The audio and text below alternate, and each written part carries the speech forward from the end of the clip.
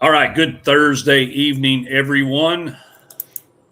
Heavy Pour Sports, dropping the hammer, the best damn intro in the business, and the best panel to talk about some college football futures, win totals, conference winners, et cetera, et cetera. Gentlemen, how the hell are you? I'm doing good. I'm doing good. Another Thursday. Talked NFL on Tuesday. Let's talk some college ball tonight.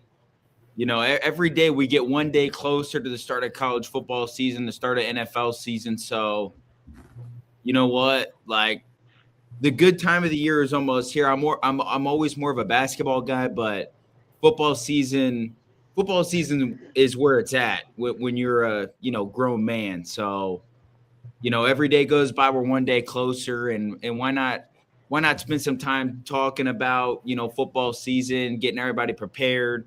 Shoot, us throw random projections out, random stats out, random players out, random teams out. So excited to be here for another show and another Thursday. Yeah, Hammer Drew, we got our NFL fix Tuesday. Let's get our college football fix for tonight. Let's do it. Football's getting closer, guys.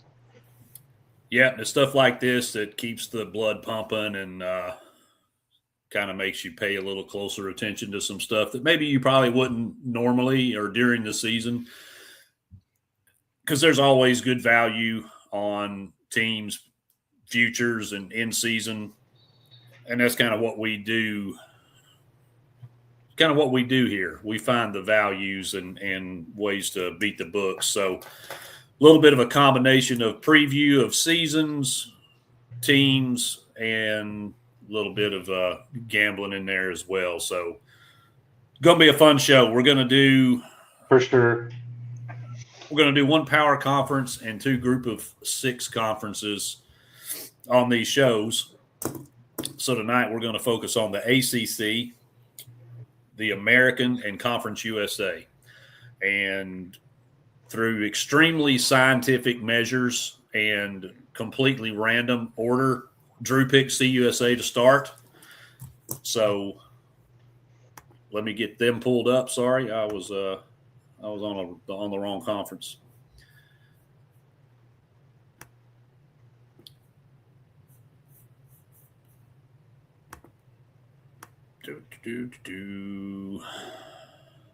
Sorry, bear with me. Yeah, you're all good. I'm working on a post on 20. Somehow it jumped to 2025.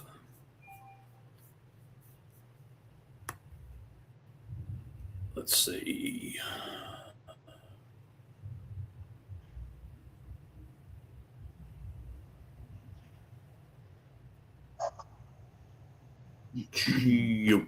Here we go. All right, so I wouldn't say this is one of the lesser conferences because there's a few good teams in this conference. In fact, Tennessee is going to see one of them. Yep. But probably nobody in this group that's going to be a threat to make the CFP, right? I don't know that there's a team. I would say Liberty's a real dark horse to make the playoffs, but yeah, you're right, Hammer. Yeah, they would definitely be a dark horse and very much a long shot to make the playoff. For sure. So really probably here we're just looking at maybe some win totals. We're looking at who we think might make that conference championship game and ultimately who will win the conference championship. So rather than just go down the list of teams, I'll rattle them off, and then you boys tell me who we need to talk about here. So new addition to the conference is Delaware, then Florida International, Jacksonville State, Kennesaw State, Liberty, Middle Tennessee State, Missouri State, New Mexico State, Sam Houston, no longer State, just Sam Houston, and Western Kentucky. So out of that group, where are we going to start, fellas? I think let's start with Liberty. I think, they're obviously – I think they're projected to be, I think clearly the best team in the CUSA. I think Joshy Boy said it too. Like, I don't know if I would pick them as the group of 5 favorite to make the playoffs, but I think they'll be in that mix depending on, how their non-conference schedule and certain things like that shake up. But when you look at the group of 5, I think they're going to be one of the best group of 5 teams. And we'll see if, depending on how the year goes, if they could sneak their way into the college football playoff. All right. Josh, you brought them up. How do you feel about this Liberty team? Yeah, let's talk about Liberty, fellas. So they kind of had a disappointing season last year, going 4-8. Jamie Chadwell in his 4th year. In his first year in 2022, he went 8-5. 2023, 13-1, playing Oregon in the Fiesta Bowl. 2024, they went 8-4, and last season, like I said, having a disappointing season at 4-8. So they returned 7 starters on the offense side of the ball, and they returned 6 on the defense side of the ball.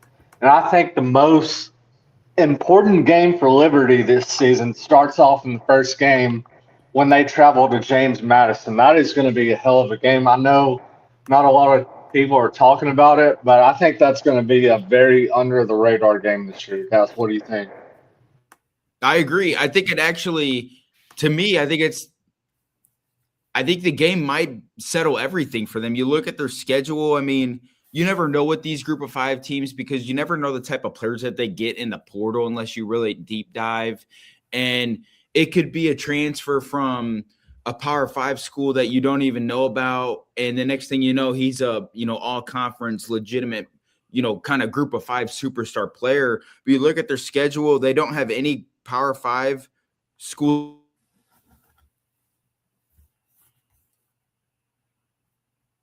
Oh. We lose Drew? When Drew sees that face, he's going to be mad that that's where he paused and dropped out. Hammer, say something. Man. All right. He'll be back with us soon, I'm sure. So talk about Liberty, Hammer. Let's talk about Ethan Vasco, who I think is going to be the guy that wins the quarterback battle because Caden Salter took his ball and went to Colorado. So we're breaking in a new quarterback. That's always eyebrow raising. And they have a new offensive coordinator, although he came from within. That's Newland Isaac. He was the running backs coach. He's now taking over as offensive coordinator. And Liberty's offense was pretty good last year. The problem is they couldn't score. Yep. When they failed to hit 27 points, they were just 1-6. So this team relies on a lot of scoring.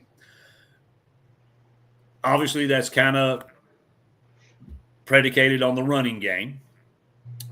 And this offensive line's got 4 starters back. And they brought in a transfer from Penn State to fill in the 5th spot. So the offensive line, experienced and cohesive. They have continuity. And it doesn't hurt that they've got an absolutely loaded running back room. Evan Dickens, who was their leading rusher last year with over 1,300 yards and 16 touchdowns, he's gone. He went to Boston College. But they're bringing in Kanye Udoh from Arizona State, Cam Davis from Florida State, Peyton Jones from Duke, and Teron Kelman from Wyoming, all who have experience and can plug right in. So a stable of running backs for Liberty. Yep. Evan Vasco, though, is going to have to step up. He came in from Coastal.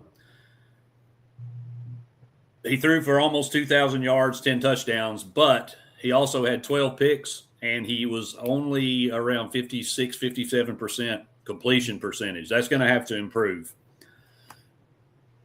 They can rely on the run, but they are going to have to throw the ball some to keep from being stacked up. As Gonna have to get a little bit more production from Vasco.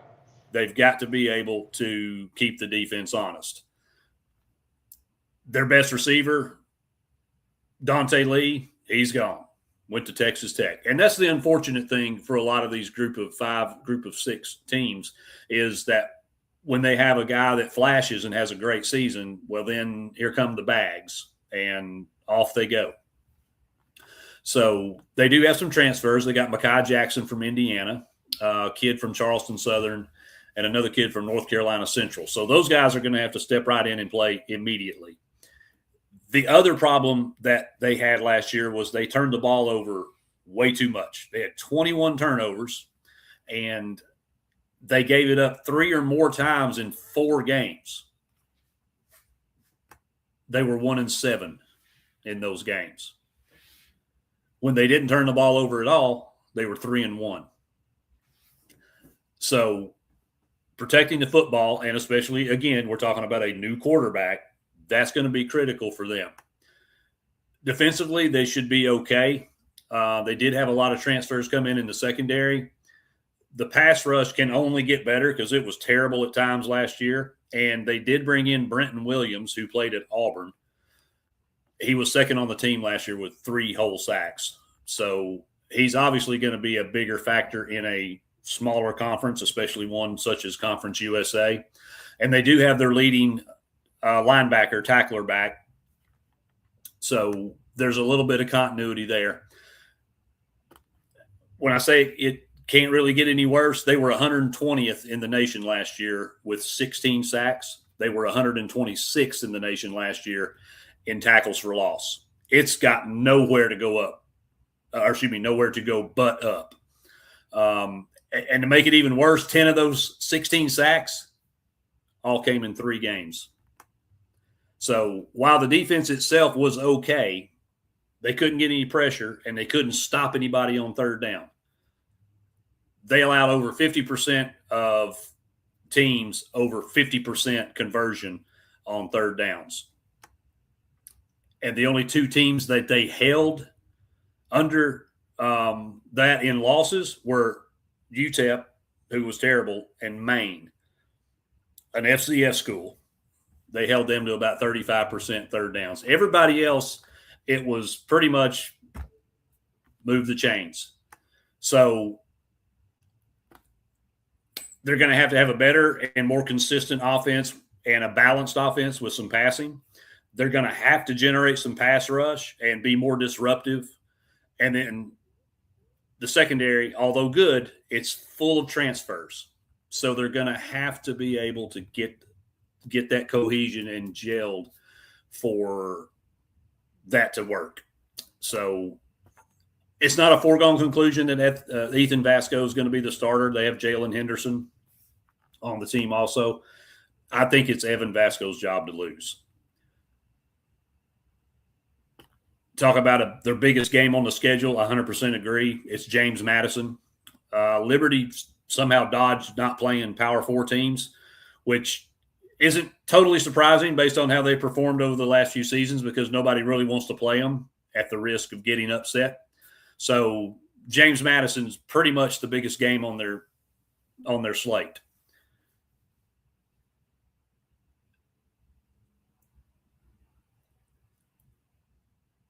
I don't think I'm getting ahead of myself here.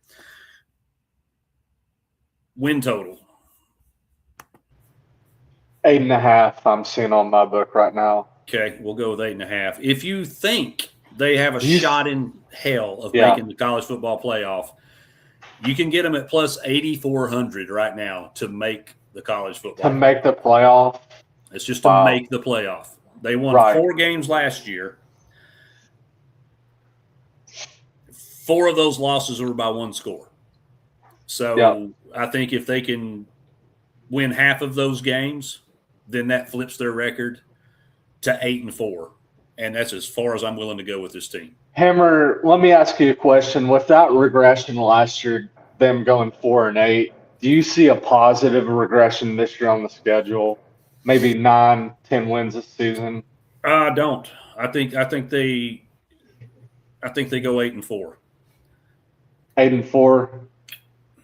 Barely missing that win total. Yeah. What are the 4 losses you see on the schedule besides James Madison? Hang on. Let me pull it up. Okay, I got it right here if you want me to give out the teams. James Madison, Gardner Webb, Ball State, Coastal Carolina, at Delaware, Sam Houston at home, at Kennesaw State, FIU at home, at New Mexico State, Middle Tennessee at home, Western Kentucky at home, and at Missouri State.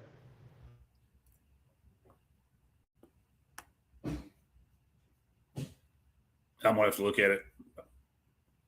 All right. All right. Let me see. Man.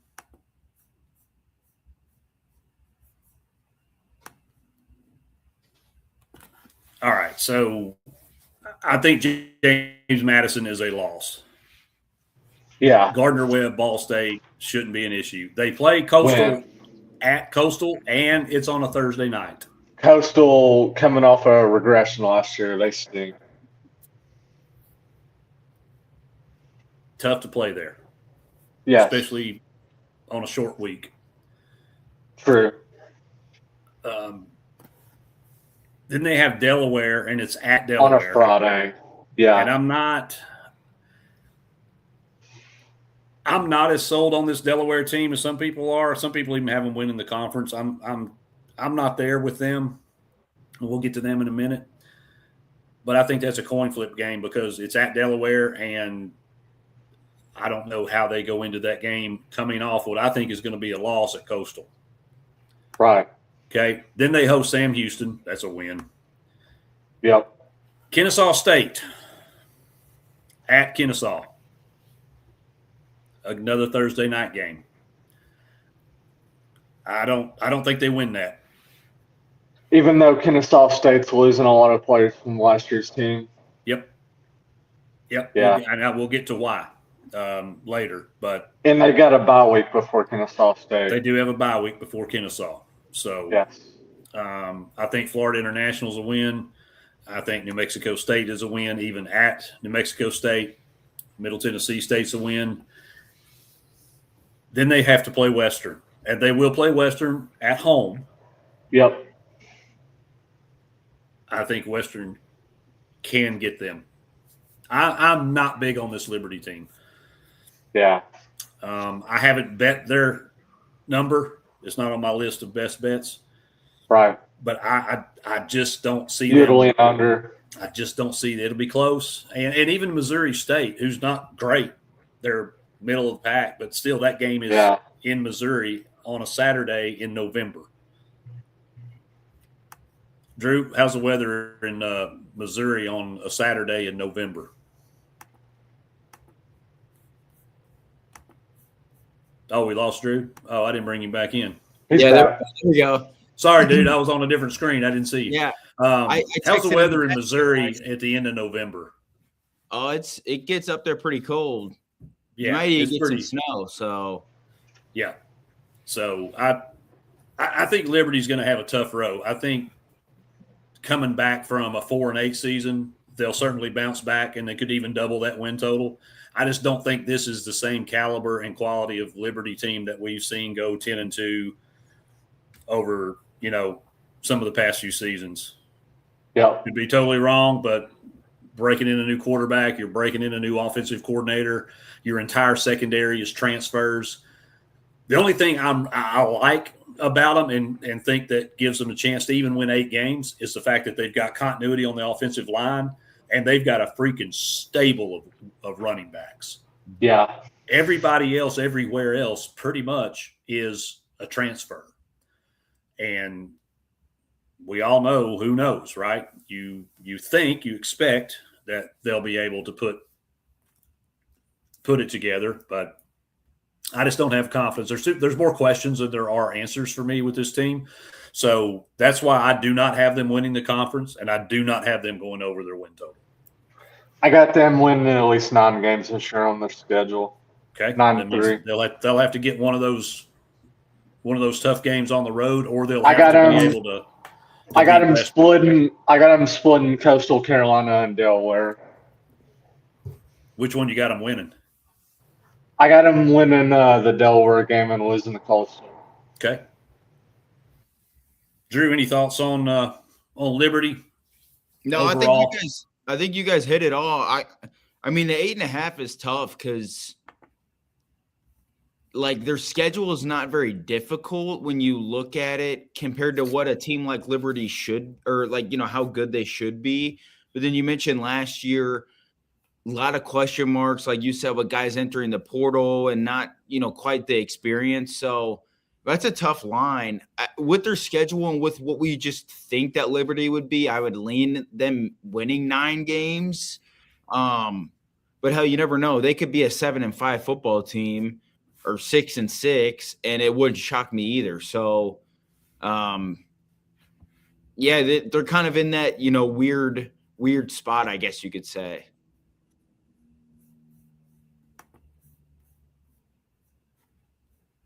Oh. Everybody's just. I got you guys. Like y'all like prairie dogs. You're dropping out, you're popping back up, and you're dropping out, and you're popping back up. Love it. Not really. I heard Josh come in though. I didn't hear you come back in, so I apologize. You know, Wi-Fi is a pain in the ass sometimes. Correct. That is the correct answer. So both of you guys think they're going to hit 9. Yeah, I say they go 9-3. Okay. I guess Joshy boy's gone again. All right.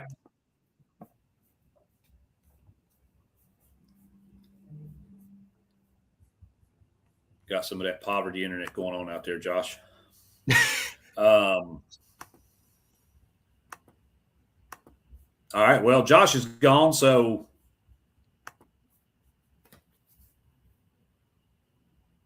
well, let me ask you this question. Do you think Liberty wins the conference? I'm going to say no. You think they make the conference championship game? Yes. Because I think 9-3 would be good enough. If they go 9-3, yeah, I think that's going to be good enough to get them into the conference championship game. Yeah. Josh, do they make or win Conference USA this year? Liberty. Yes. I have them losing to Coastal Carolina and losing to James Madison and Western Kentucky. So, no, I don't have Liberty making the conference championship game. I have them falling short. Okay. All right. I'm just not big on them. So I don't think 8-4 is good enough to get there unless there's just a boatload of tiebreakers and somehow, some way they wiggle in there. And right. It's really all going to hinge on the quarterback, though. Mm-hmm. So, you know, if Vasco is as good as advertised and he can move and drive the ball down the field, can be consistent and hit receivers, then, you know, they could be okay. I think the defense can be good enough. Right. Because there's not, you know, there's a couple pretty potent offenses in this conference, but there's no world beaters. There's no Boise States or Tulane's or North Texas or anything like that, you know, that those type offenses that are going to really test them. So if they can just continue to move the ball and actually score points this time instead of just playing between the 20s. I mean, you guys may be right. They may get to 9, and who knows? We know injuries, of course. So anything's possible. I just based on how this team is constructed, I don't have a lot of confidence in winning 9 or more. Hammer, speaking of Liberty, I like them catching 6.5 on the road week 1 against James Madison. Okay. I like Liberty points. All right, fair enough. See, we'll dive into James Madison more, you know, we get to the Sun Belt, but like that's an interesting one too. And we won't dive into that too, but, you know, Bob Chesney leaving, the quarterback they had leaving, you know, so like, that, you know, James Madison is their biggest game, but we have no idea until we dive into it what James Madison will look like. So, you know, that it'll be interesting to say the least. And if they win that one, it might propel them to just kind of, I don't want to say cruise control, but gain the momentum. And it's not like they got a Power 5 team that they got to go against and beats them up and those things. So if they're as talented as everybody says they are on paper, if they have other resources and things that everybody says they do, and they've allocated that to the roster well, and Jamie Chadwell is as good of a coach as people think he is, then I think they should be fine. But you never know in this day and age of college football. Yeah. And with all the transfers that we have, and everybody deals with it, but they've got a lot on defense that they're going to have to get some cohesion. They're going to have to gel. They're going to have to pick up scheme. And so talent-wise, they're good enough. Will it all come together? Who knows? So, maybe. All right. Who else do we want to talk about out of CUSA? Let's go Jacksonville State. They were the champions last year. They return quarterback Caden Creel, who he's a pretty fun player to watch. I watched a couple of Jacksonville State games last year. The first one I watched, I more so thought that their quarterback would be Gavin Wimsatt, who played at Kentucky. And he transferred there. He wasn't playing. It was Caden Creel. And he's a fun player to watch because he throws it decent, but he's a big time runner. Ran for over 1,000 yards last year. And obviously they won the league last year, and they were a pretty unique team to watch. So I think they potentially have a chance to go back to back this year in Conference USA. All right, Josh, thoughts on Jack State? Yeah, I agree with Drew. Jacksonville State returning Caden Creel at quarterback, but one of their biggest losses is at the running back position, losing Cam Cook in the transfer portal. I lost in my memory. I don't know what team he went to, but I think that's a big loss. And they're returning 4 on the offensive side of the ball and 5 on the defensive side of the ball. I think Jacksonville State is going to get back to the Conference USA Championship this year. I think it's going to be a pretty good season for the Gamecocks. All right. So both of you think they're going to repeat? I believe so. Yeah, you asked if I thought Liberty would win. I said they'd make it, but my Conference USA preseason pick will be Jacksonville State. All right, I'm writing this down. I got Jacksonville State over Western Kentucky in Conference Championship game.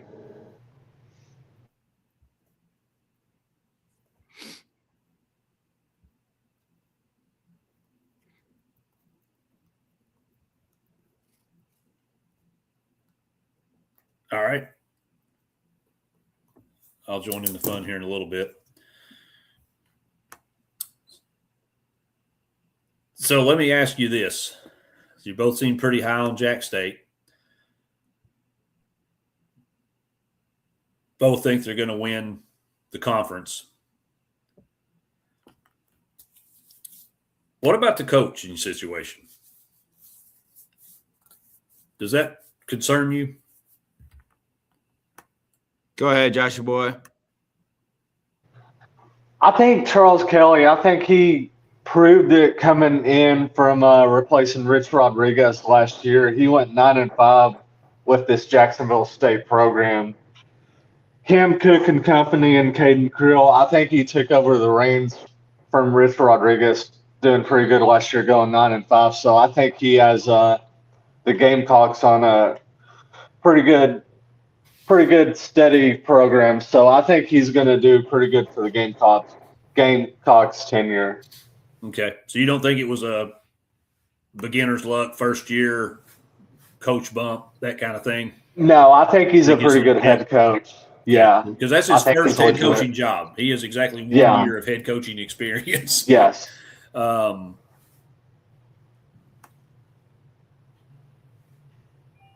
I don't disagree. The only thing I would say is I think it, for me personally, I think it's a little bit different when you talk about the group of 5 level compared to the Power 5. We see it all the time. The first year head coaches, they get this lucky 1 year run. But to me, I feel like if you do it in the group of 5, it shows that you can at least coach just a little bit. And it doesn't mean you're a future superstar, but I give him props for having the good year he did in year one as a head coach, and hell, winning the conference in year one as a head coach.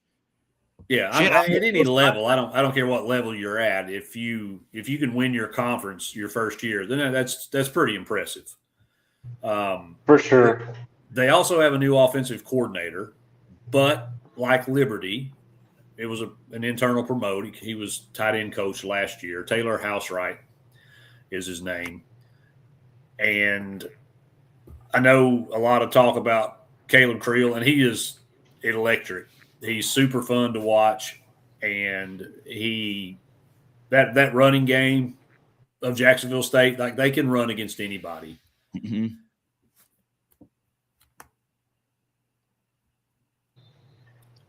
Hammer Drew, how do you? Oh, go ahead. Sorry. Okay, sorry. How do you guys feel about them replacing the running back position with Liz and Cam Cook? Yeah, that was what I was trying to get out, and I got choked. Yeah, Cam Cook's gone. So what's it going to look like this year? Because he ran for almost 1,700 yards and 16 touchdowns. He was the conference player of the year last year. Mm-hmm. Now he's at West Virginia. So how do they do that with basically two dudes that had a whole 300 yards and 4 touchdowns combined a season ago? I think that's a big question, and it does help when you have a running back, or a quarterback that can run, because that opens up a lot of running lanes if you're running read options, if you're running certain things. It's another dynamic that the defense has to think of. But I think the same way, maybe your running back's not the best, but if your quarterback can run the way he does, that can help so much supplement. If you have running back issues, if your quarterback can run like that, it can cover up a lot of holes and weaknesses in your offense. Yeah, a dual threat mobile. Well, he's more mobile than he's dual threat. Yeah, he's more of a run first, pass second quarterback. Yeah, read options, and more times than not, it's run. They do have a giant at wide receiver, DeAndre Johnson. He's a junior. This old boy is 6'8", 220 pounds, and receivers in this offense don't get a lot of talk or a lot of spotlight. But old boy averaged 24 yards a catch last year and 6 touchdowns. And as much focus as defenses are going to have to put on their running game, that could put him in a position if Creel has grown even a little bit passing. And let's be honest, you ain't got to be that close. Just throw that ball up there, and this boy going to go get it. Mm-hmm. So a name to remember.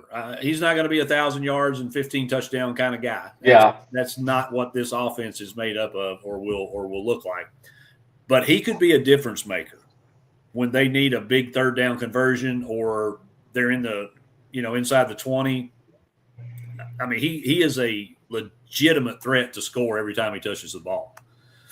So just something to watch and keep in mind that if that starts to we start to get some connection there and some consistency, then it could keep some of these defenses honest. And, quite frankly, this, even though, I try to make a big deal about Cook because it is a big deal that he's gone, but they'll have backs. They'll be able to run the football. This offense isn't going to change. So I feel like they're in pretty good spot. Defensively, they pretty much lost their entire defensive line, and they all went to Power 4 schools: Florida, Illinois, and Peabody. They all got a piece of that Jack State defensive line, and they were really good. I don't know if you watched any of their games last year. That line was really good. They're all big, massive dudes, so they very much like Liberty have had to bring in some players in the secondary. They stole a guy from Clemson, from Illinois, and Cal. So they're going to have to kind of break that in as well. But all in all, I think that they're probably looking at – I'm not as high on them as you guys are. I'm sorry. I've got them at 7 wins. What's their win total sitting at, Hammer? What I'm looking at right now. All right. I looked at the schedule. Their schedule is very – I mean, it's damn near the same schedule that we read with Liberty. So a lot of other group of 5 schools and no Power 5s.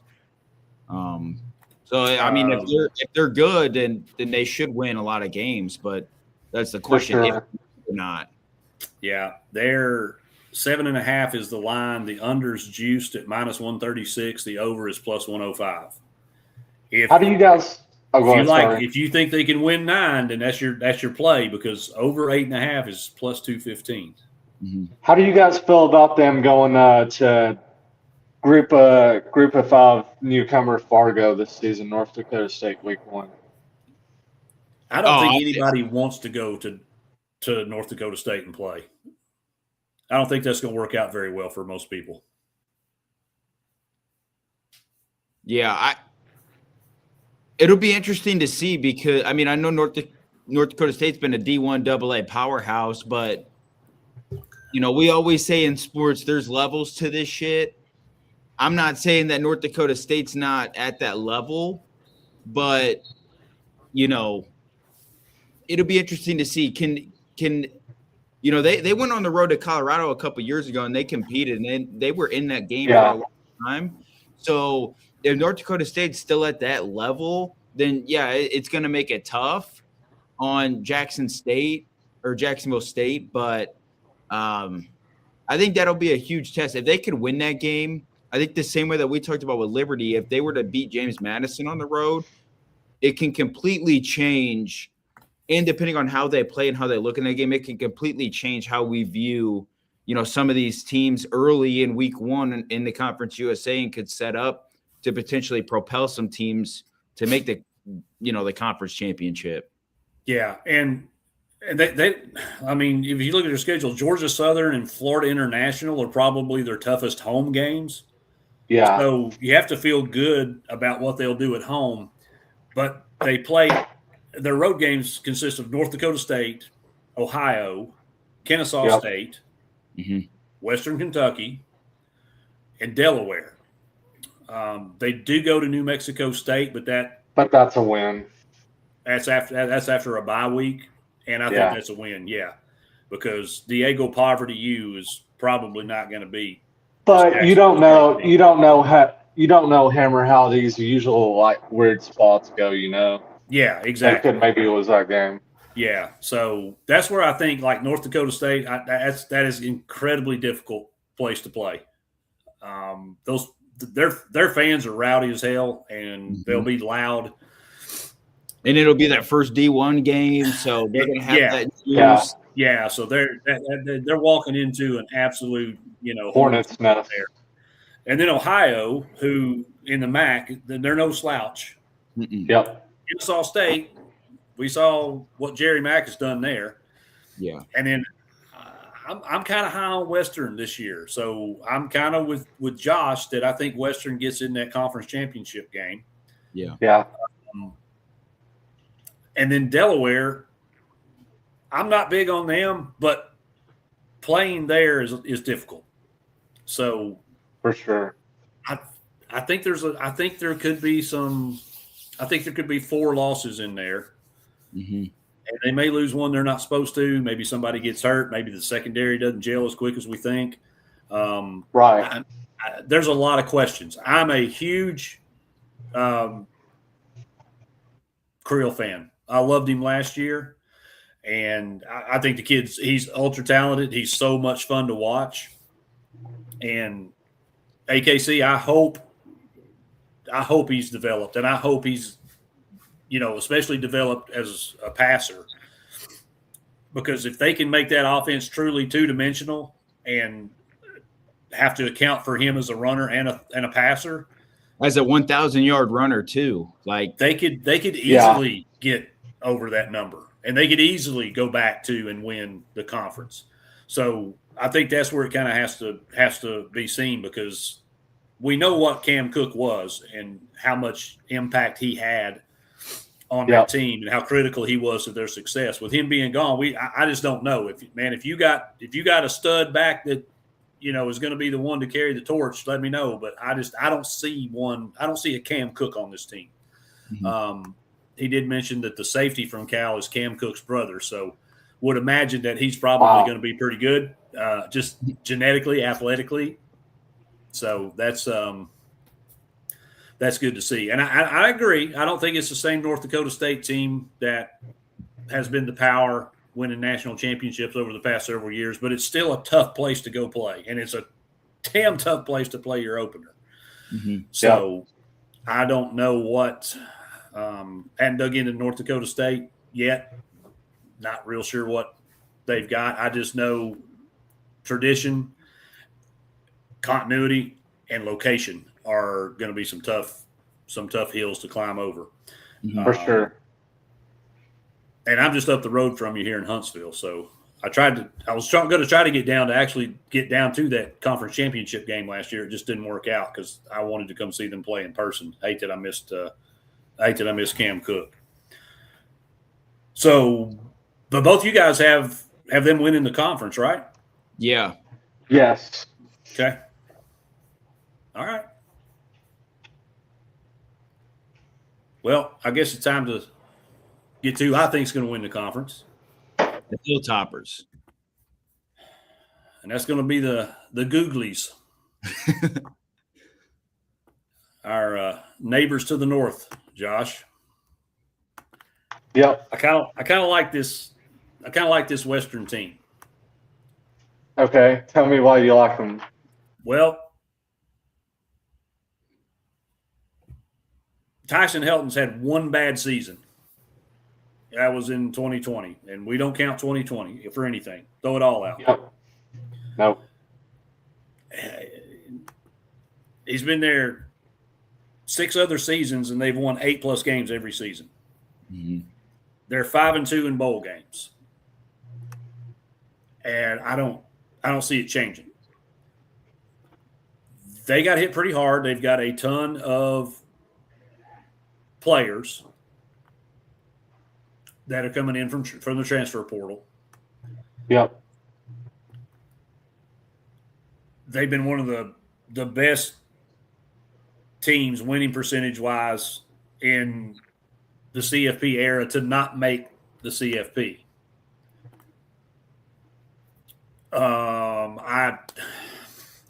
They were 9-4 last year. We talked about transfers and continuity. They've got a bunch of them coming in. Maverick McIver is gone. Mm-hmm. The Rodney Tisdale is going to take over. I think he's actually a better passer, but he's going to have to settle in to the job. And they do have another guy on the roster. He's transferred from Florida State, Brock Glenn. Yep. So assuming that Tisdale wins the job, don't know for sure. I don't know if they've announced that yet, but there may be a little bit of a competition there. And one thing we know about Western, they can sling it. Yep. They've been the number 1 passing team in Conference USA twice. They dropped back a little bit because Delaware and Missouri State, that's all they can do is throw the football. Yep. But they've also led the league in completion percentage somewhere in the mid-60s. So very efficient offense. Wide receivers, they've got this kid from Prairie View, of all places. Josiah Rockwell is his name. They also got a kid from Georgia Tech, Zion Taylor, and Quavez Humphreys is a JUCO player that they've brought up. The offensive line wasn't great, especially in protection. They took a lot of sacks last year. but it was good enough that they got snatched out of the portal, so they had to go get guys. And everybody they brought in on the transfer portal were upperclassmen. So if they gel, there's a lot of experience going to be on that offensive line.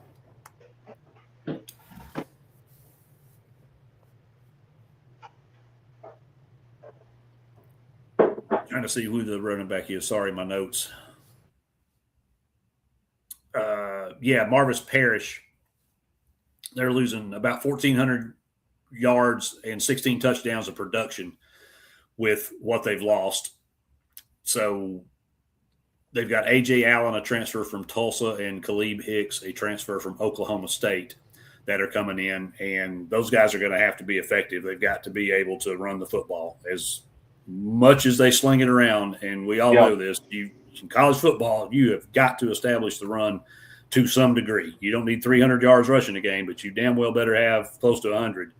Mm-hmm. Otherwise, defenses are just going to, drop back, pin their ears back, go get the quarterback, and force you to throw into, 8 DBs.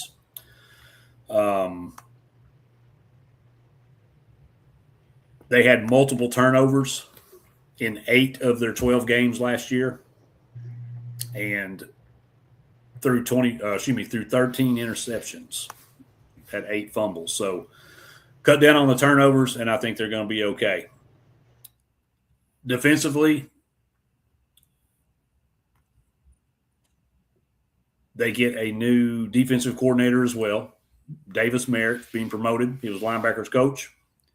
So he knows the team, knows the system, not as concerned about that as if he was coming in off the street. But, again, a ton of transfers. Mm-hmm. So they were number 1 in the nation last year in red zone touchdown defense. Number 1 in the nation in red zone touchdown defense. Better than Ohio State, better than Indiana. So I don't see that changing because that's very much scheme related. And they also were top 20 in allowing touchdowns, just 34% of the time. Ohio State, Indiana, and East Carolina were the only other teams that kept that percentage under 40.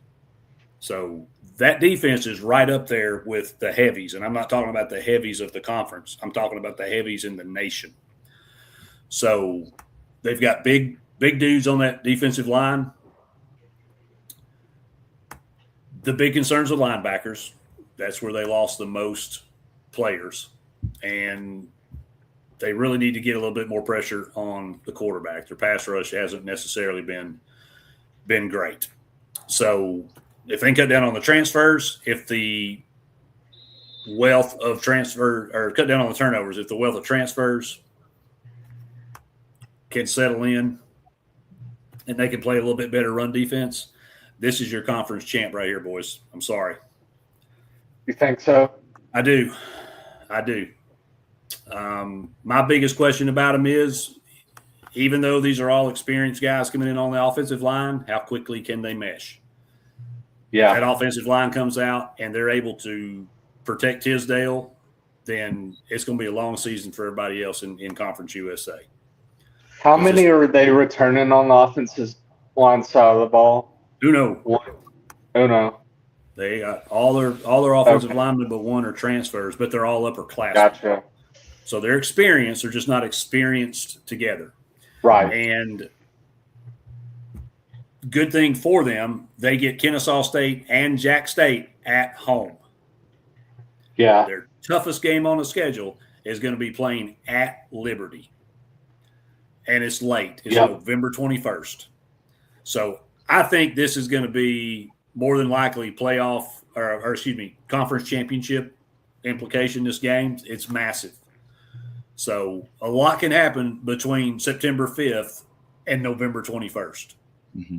Yeah. So I think this is our winner. I've got them over 7.5 wins at plus money at plus 125, and I have them to win Conference USA at plus 280.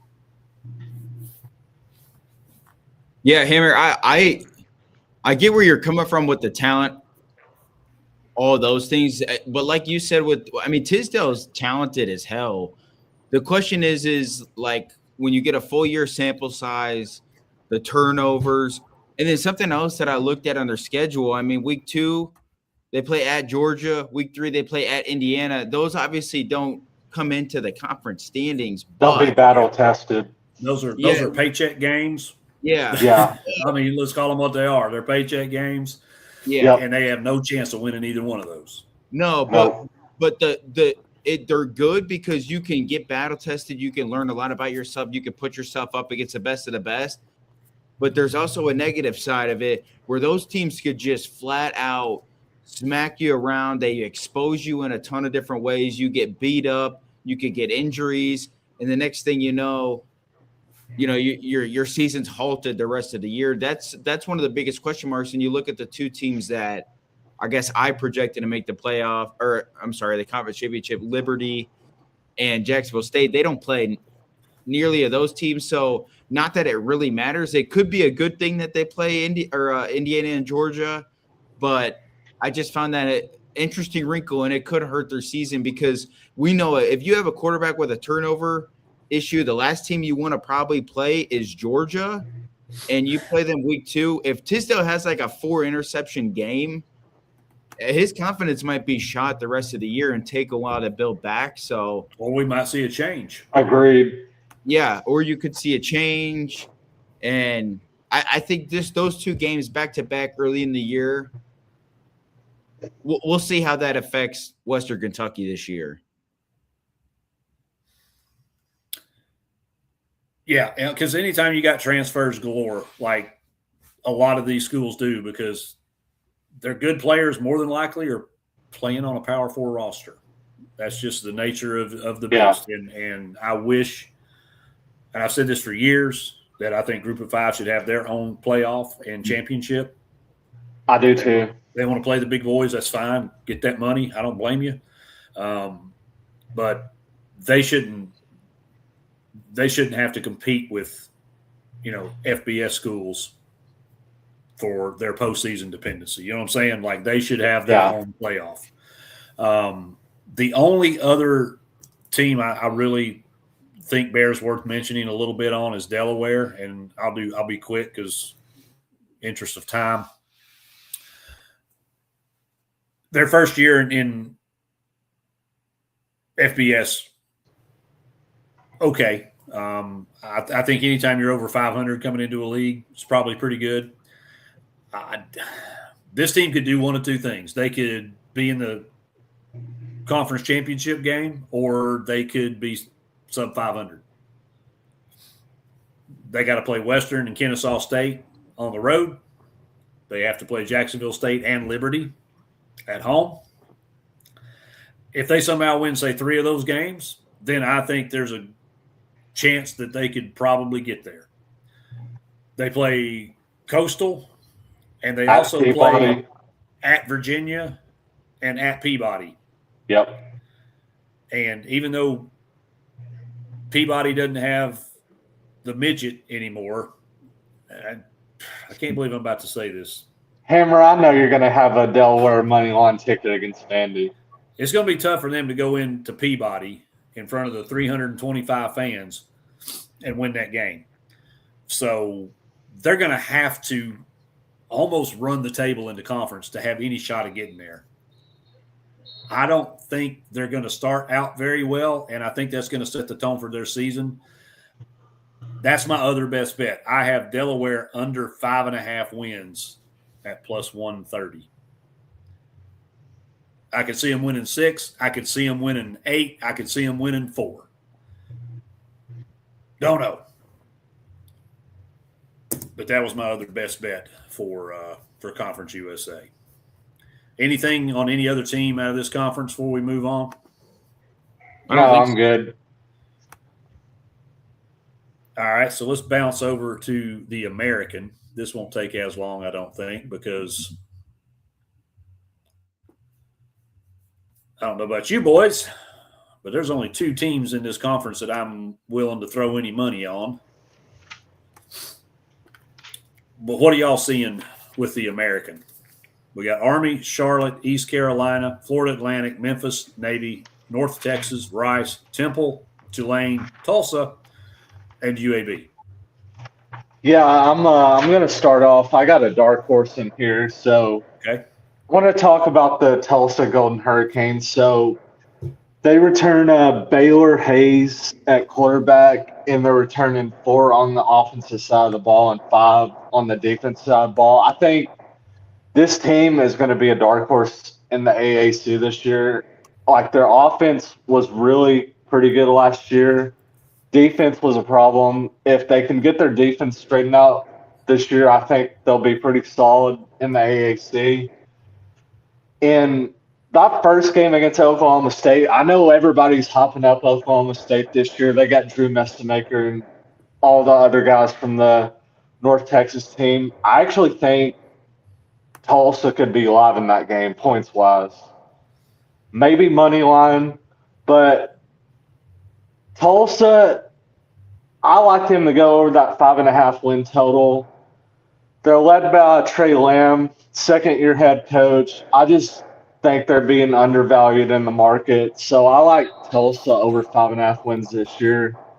And if they get the defense gelling, as long as the offense is cooking, I think Tulsa is at least going to win 7 or 8 games this year.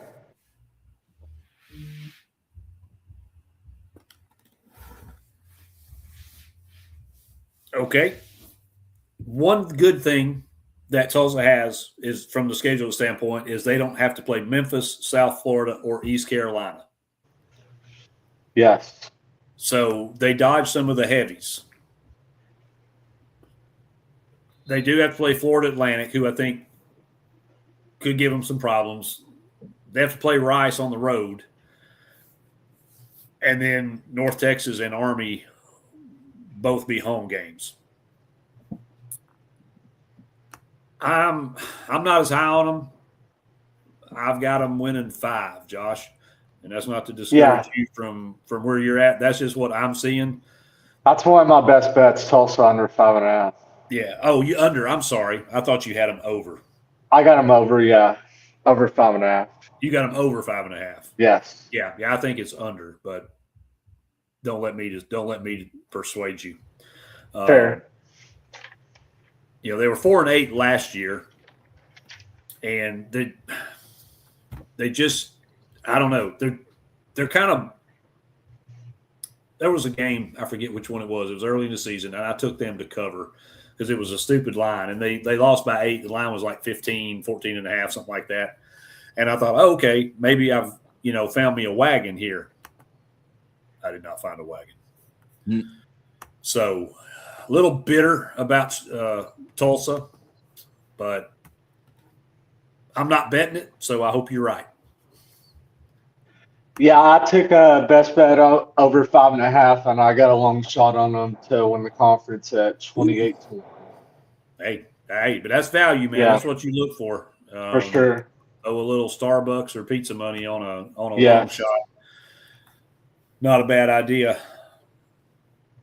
All right, Drew, For who do sure. you like, or who do you want to talk about out of the American? I think the interesting thing when you talk about the American is it's like the league of new coaches who went to the SEC. Obviously, South Florida, Alex Golesh goes to Auburn, Memphis, Ryan Silverfield goes to Arkansas, Tulane, John Sumrall, head coach, goes to Florida. So there's all these movements, but North Texas head coach goes to Oklahoma State. So there's a lot of new coaches in the league, which I think is interesting. It'll be interesting to see how these programs move on from those coaches, because these coaches did a great job of building those group of 5 schools. And can they keep that going at some of those schools? South Florida was able to get some money under Golesh. Yep. Can they do that now with Brian Hartline? Memphis, for years, we've been hearing Memphis is like running like a Power 5 school, and Ryan Silverfield continued to mess that up. And then Arkansas hires him. I think Memphis is clearly the most talented team on paper going into the preseason in the American Conference. But we also remember, Jeff Traylor has always been one of the most respected coaches in college football for a long time.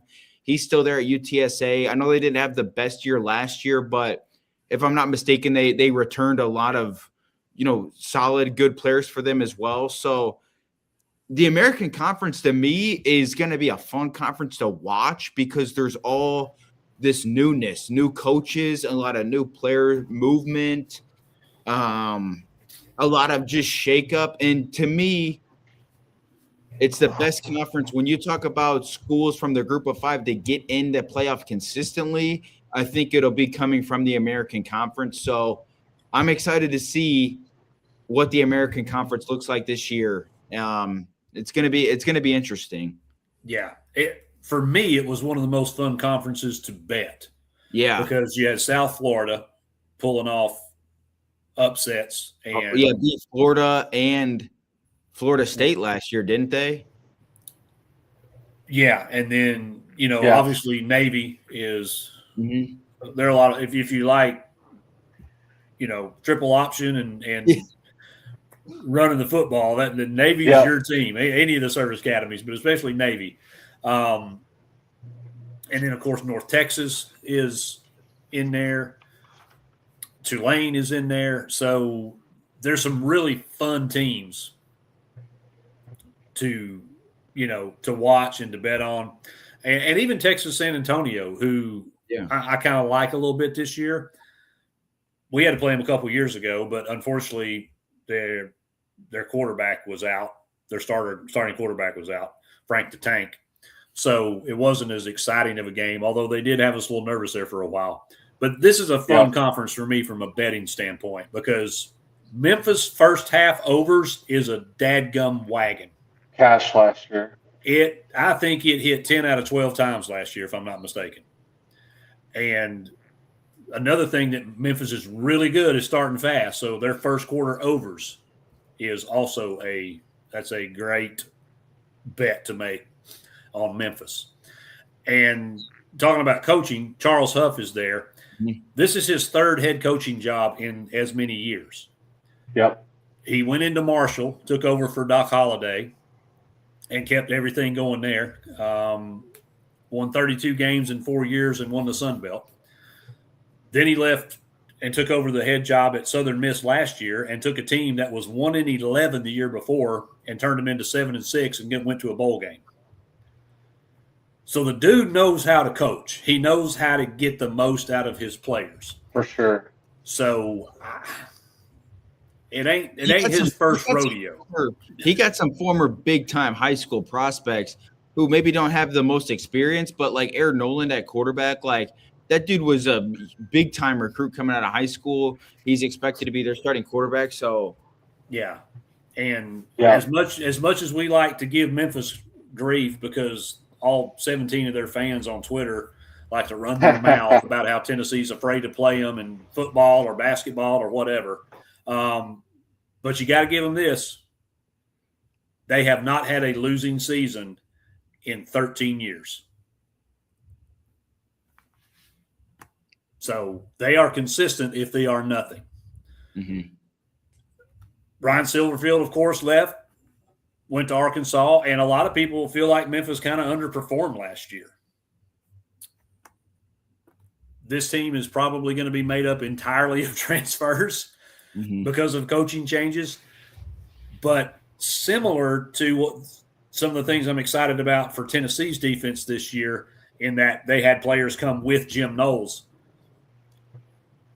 Huff is bringing 12 dudes from Southern Miss with him. There's going to be continuity on this team. I think it was a great hire. I think Aaron Noland is probably going to win the job. Marcus Stokes is also in the conversation, but I think Aaron Noland is going to win it, and I think he's going to be really good for them for the next 2 or 3 years. They're probably going to have everybody on that team is probably going to be a new starter. Yeah. So that's the thing. Another thing, fourth quarter scoring. Memphis scored 107 points in the fourth quarter last year. Their opponents scored 35. Wow. I'm telling you, this team, betting on this team is an ATM. They just freaking print money. Yeah. If Aaron Nolan wins that job and comes along, then this team is going to be good, and they could be the surprise for me. That's kind of my dark horse, just To win the conference. Based on odds. Yes, just based on where they're sitting. Another dude you're gonna want to pay attention to is Dallin Hayden, because we all know Memphis can run the football. That's their bread and butter. They can absolutely go on tears. We've seen some really good backs come out of Memphis and go to the NFL and be successful. Yeah. But Dallin Hayden, not a lot of people know who he is. He was in the rotation of running backs at Ohio State, and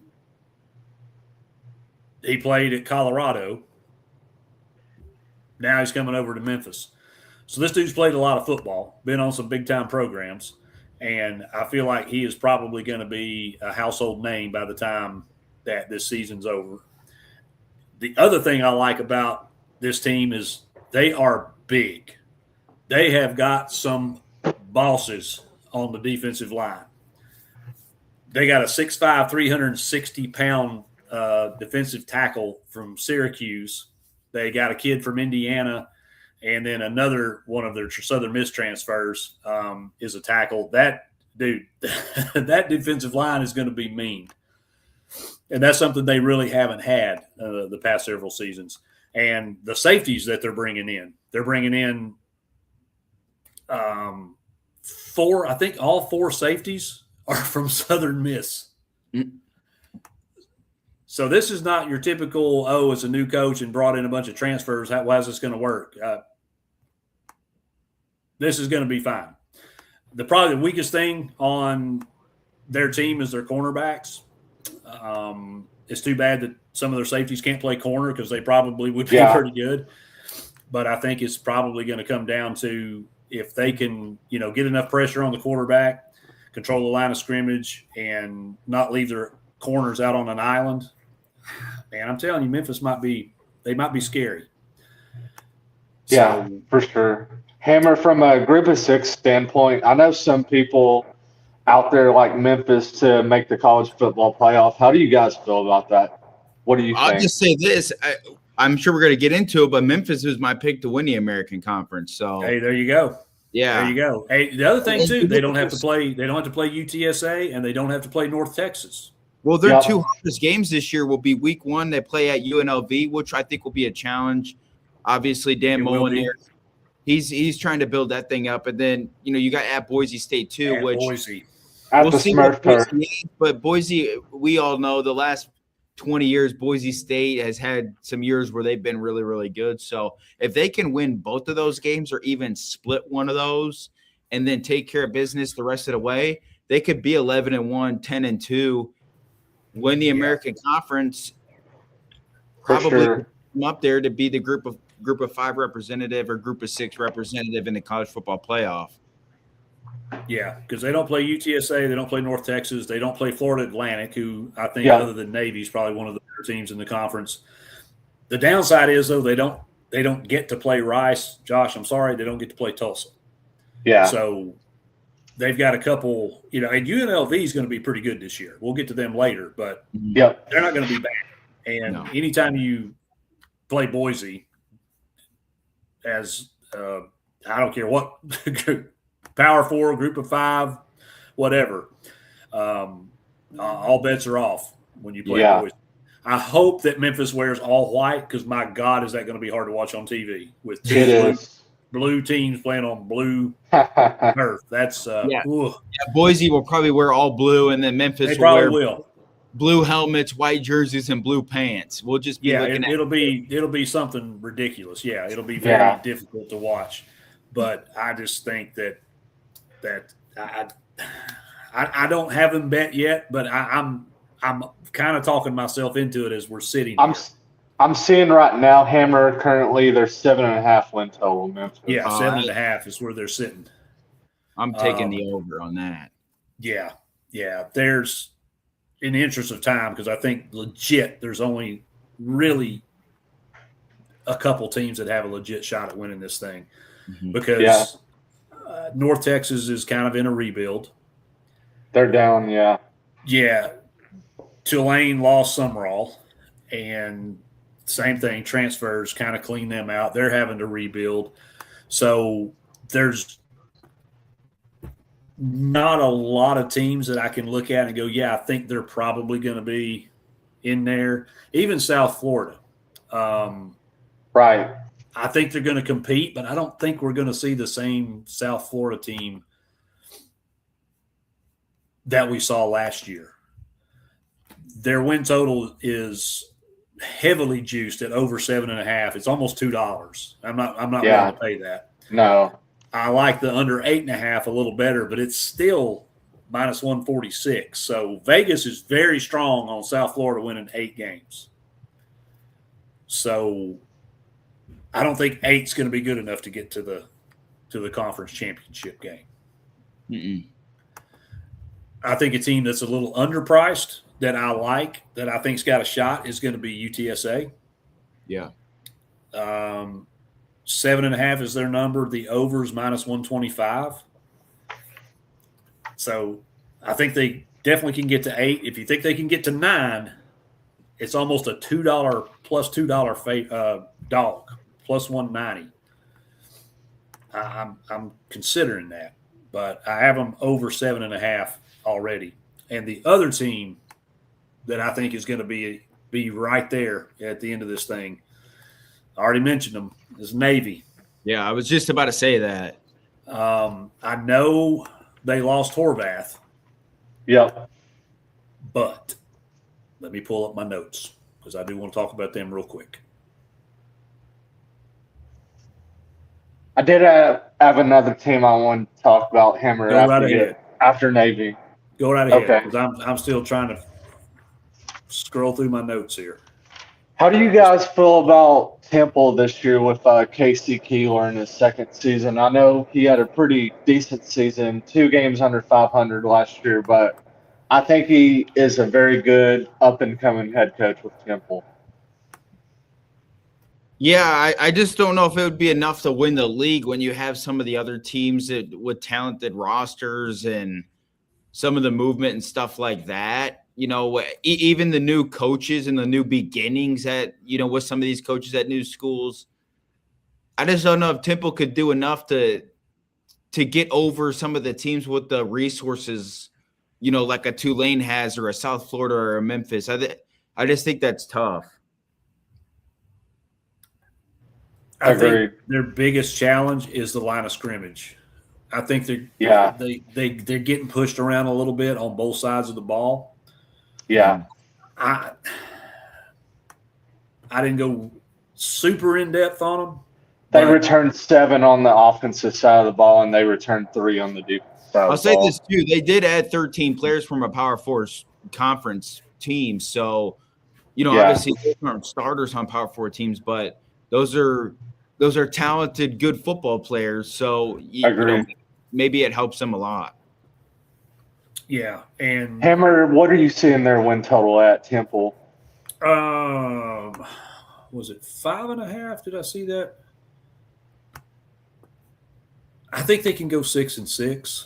5.5 is minus 110 over, minus 120 under. So not super great either way. So I think Vegas is like me. They're a little set on 5 or 6. Right at 5 or 6. Yeah, I think they can get 6 because they do, they get Rhode Island, and then they get Charlotte, Rice, and UAB. All those games are at home. So there's 4 right off the bat. So I think they can probably steal one here or there and get to 6 wins. I mean, that's just kind of where I am with what Temple. I didn't go super deep on them because, like I said, I really kind of focused on the teams I felt like had a legitimate chance. For sure. They almost upset Army last year. I don't know if you guys remember that, but they almost. And they get Army at home this year. And this year they play Army at home, and it's also their conference opener. And the concern is, though, it's coming off of the Penn State game, and then they have to go to USF following that. So it's in a terrible spot on the schedule. Yeah. But they do get them in Philly. I'll say this about Temple, too. Their three hardest games probably in the conference that they'll play, South Florida, East Carolina, and Memphis, maybe. They're all three on the road. Yep. Which that's tough to win a league when you got to, maybe the three best teams you're going to play are on the road. And then they got to play Army too. They get that game at home, but it's always Army. You never know. Though those games can get kind of weird. No, they definitely can. Anytime you play a service academy, you're, you better bring your lunch. Because they're going to play discipline, they're going to play hard, they're going to play with a lot of pride, and they will punch you in the mouth. Mm-hmm. So, but they did. Damn it! I don't have a mouse. I'm on the laptop thing, and it keeps switching pages on me, and it's pissing me off. So, just real quick, we'll run it down. They play. Okay. They host Rhode Island, win.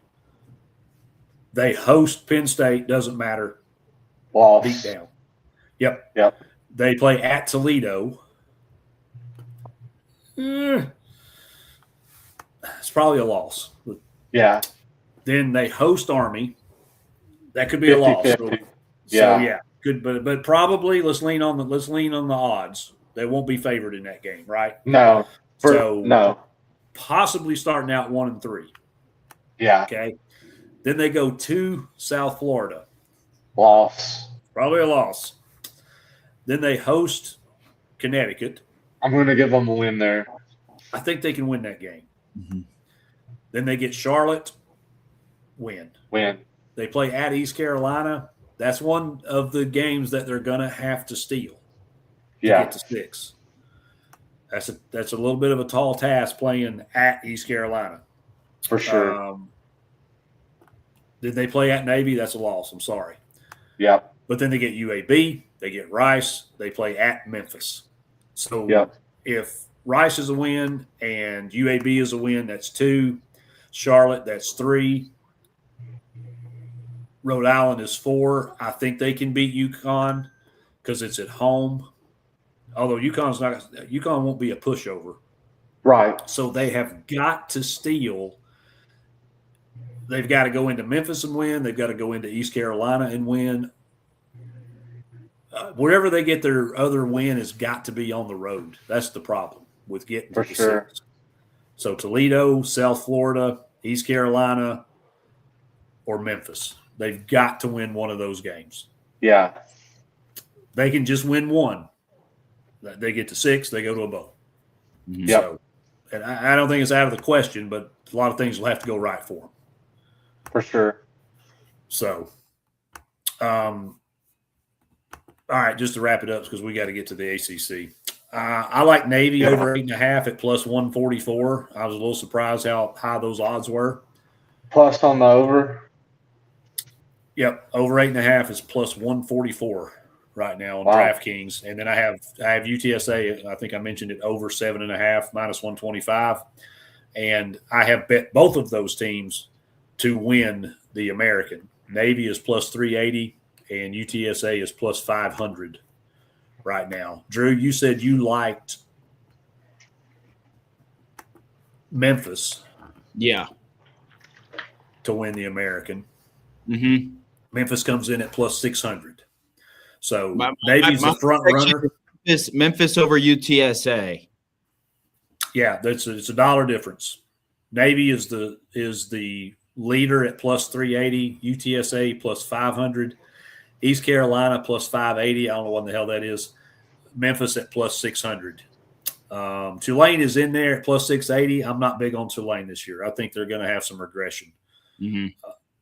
And then South Florida Army, both at 800, 850. Everybody else they've got a Miami Dolphins shot of winning the Super Bowl.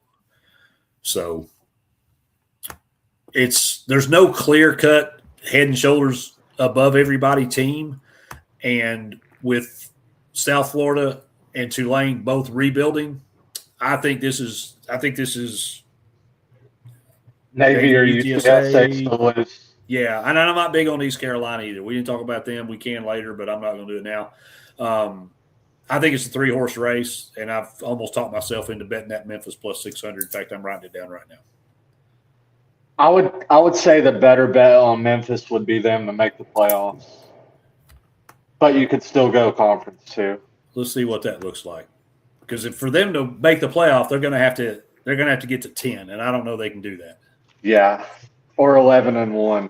Yeah, they're plus 1,000 to make the playoff, so it's not crazy. But also UTSA is plus 1,000 to make the playoff. Yeah, so there is some value there for sure.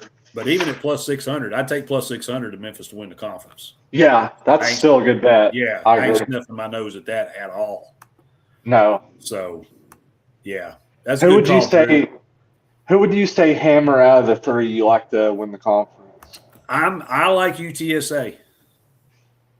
UTSA. Yep, I do.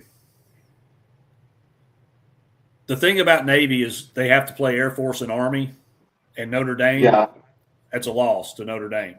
Yeah, you can't get me to bet a service academy game. No. Unless you take the under. The under. That's the only way I play it. The over-under would be like 20-something points probably. Like an Iowa game a few years ago, the line was 23.5, and I took the under, and I posted. I said, "Hey, anybody else want to sweat this out with me?" Yeah. 19 points scored in that game. Wow. I smacked my ass off because they couldn't make the line low enough for Iowa. When these service academies get together, it's the same thing. Yeah. Like I think last year they had a rush of points late that pushed it over, but you never know what's going to happen in that thing. So if they split, they're going to lose to Notre Dame. There's 2 losses right there for Navy, automatic 2 losses. Yeah, one of them probably get them. So I don't know, man. I'm kind of the whole conference is kind of down. So, and they're breaking in a new quarterback. Yeah, for sure. So I don't know. I kind of like UTSA. I think they can be the little bit of the dark horse there. Navy's the favorite, but not by much. So, all right. Well, let's get to our big boy, and it's the smallest of the big boys, in my opinion. The ACC. This used to be a 2-team league, year in and year out. It was Miami, it was Florida State. And then the wheels fell off of both of Miami's program, and then Bobby Bowden retired, and nobody wanted to win it until Dabo showed up. Yeah. And Clemson put their claws in it. Well, that's not the case anymore. In my opinion, and you guys should tell me this before we get into it, and then we can talk about whoever you want to talk about.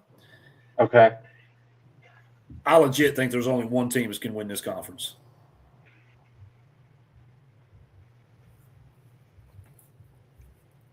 Correct.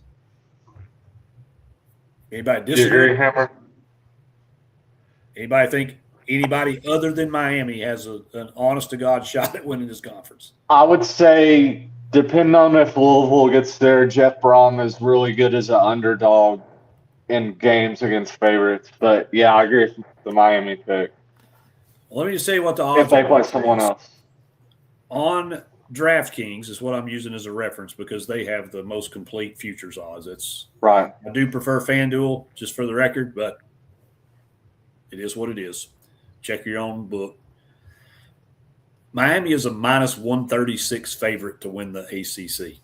Yeah.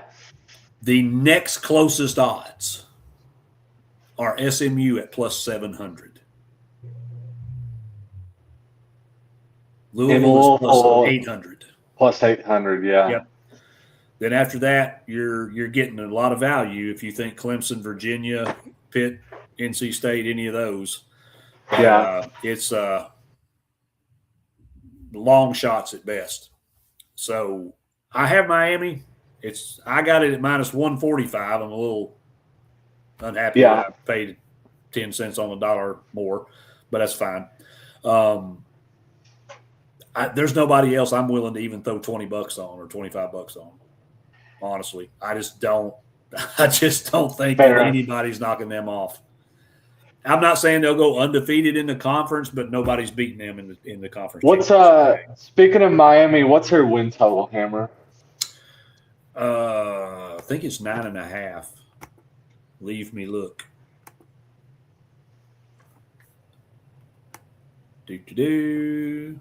Well, whatever it is, I would take the over. Sorry, 10.5. Coin flip at 10.5.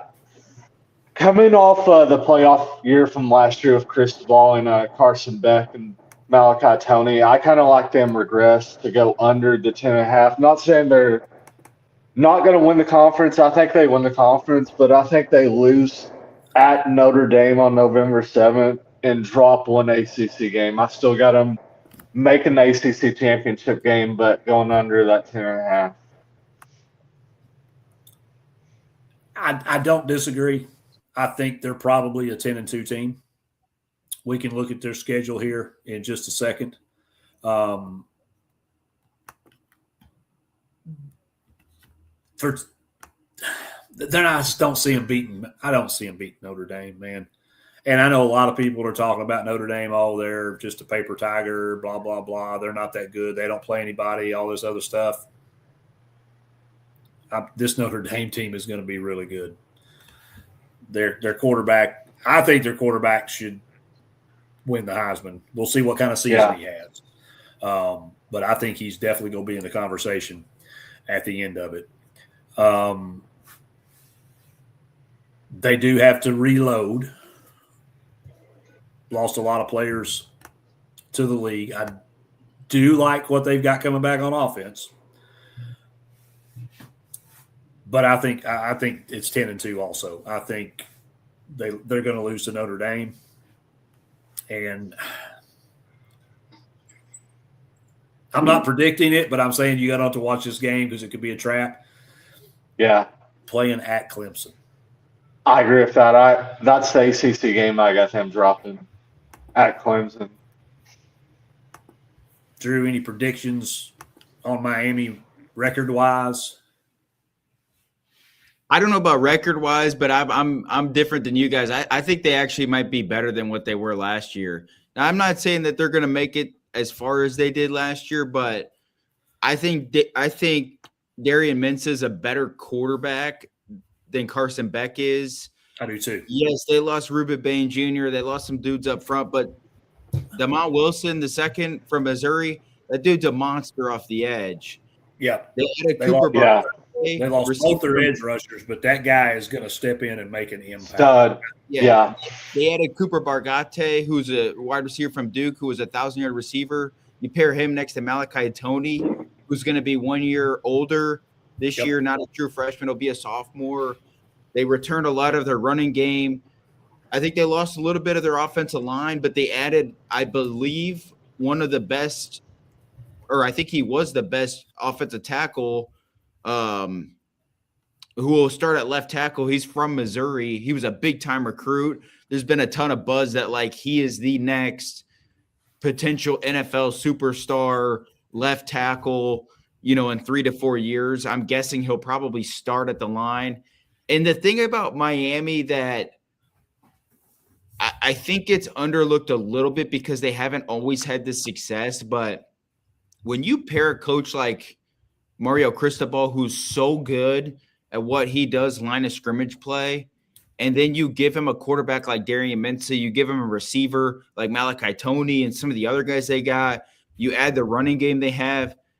I mean, that's just a complete team with the mentality, with the physicality. They can spread you out. They can throw the football. I think this Miami team, I'm not picking them to win the national championship or anything, but it wouldn't surprise me if they're right back where they were last year. Yeah, both the running backs are coming back. Yeah. Mark Fletcher is an absolute beast, and I like that kid, man. He's what a trooper he is. And to your point, yeah, Mensa is. I think he's a better quarterback than Carson Beck. I don't think he'll throw game-losing interceptions. I'll put it that way. I think he's more accurate. Agreed. Yeah, bringing in the receiver along with him to pair with Tony. Yeah, they lost some guys off that offensive line, but if there's one position that I'm going to trust Mario Cristobal to have ready, that's an offensive line. Always. Yeah. So I don't even consider that. So to me, that offense is as good, if not possibly better. A little bit of concern on defense because they lost so many players, especially off the edge, but the middle of the line, the tackles are both back, and they are absolute horses. Yeah. Yep. So taking this team down is going to be a tough ask. This team may be better than last year's team. I do agree. For sure. Best case scenarios, they go 11-1. 11-1, yeah. See, I think they can win at Notre Dame. Like, I'm a little bit in the minority of that. Notre Dame's going to be great, but it wouldn't surprise me if Miami goes on the road and beats them. That would be agreed. That would be a pretty big upset. It would be. Yeah, Not but I don't know. I'm not the biggest. Because I'm not the biggest streaming guy. I'm just not. I know he's a good coach. I think Notre Dame will only be. Yeah. Go ahead. I was just saying, he's a good coach. CJ Carr's probably going to be a great quarterback next year. Like Hammer said, probably in the contention for Heisman. They brought back a lot of guys. They added a ton of guys. Everybody's looking at Notre Dame.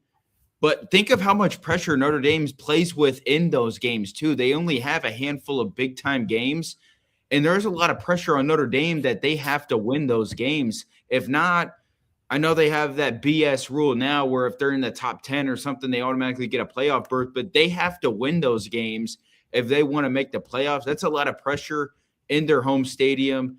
I think Miami's going to be really good. I'm not saying Miami's going to win, but it would not surprise me at all if the U does not walk in there and beat Notre Dame this year. Okay. Agreed. Well, I was saying, if you think they can go, if you think they can go undefeated, Miami, I mean, there's a plus 600 sitting there with your name on it because that's what it pays. Pretty good odds. Like I was saying, Hammer and Drew, I think Miami going into that game at Notre Dame on November 7th, I think Notre Dame will be laying less than a touchdown favor in that game.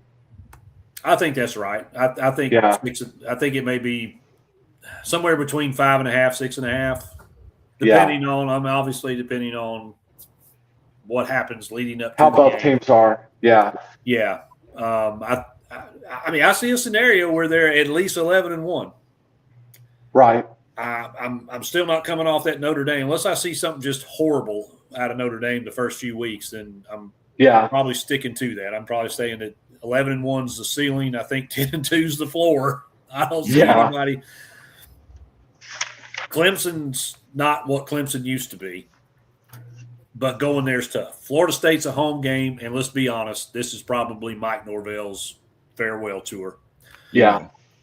They're not even going to break a sweat, man, against anybody else. The only other team on their schedule, and this is weird, and I don't want to get a bunch of people at me that I said that this is going to happen, okay? I'm saying there's a couple trap games on this schedule.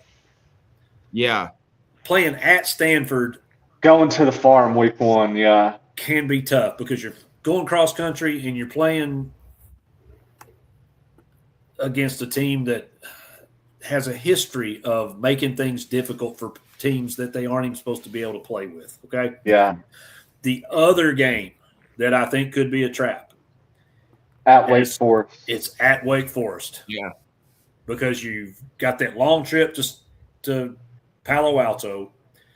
You play high school Florida A&M, and then you go to Wake. I'm not saying Miami's going to lose that game, but I'm saying that game could get wonky for Miami. Yeah. That's the worst case scenario.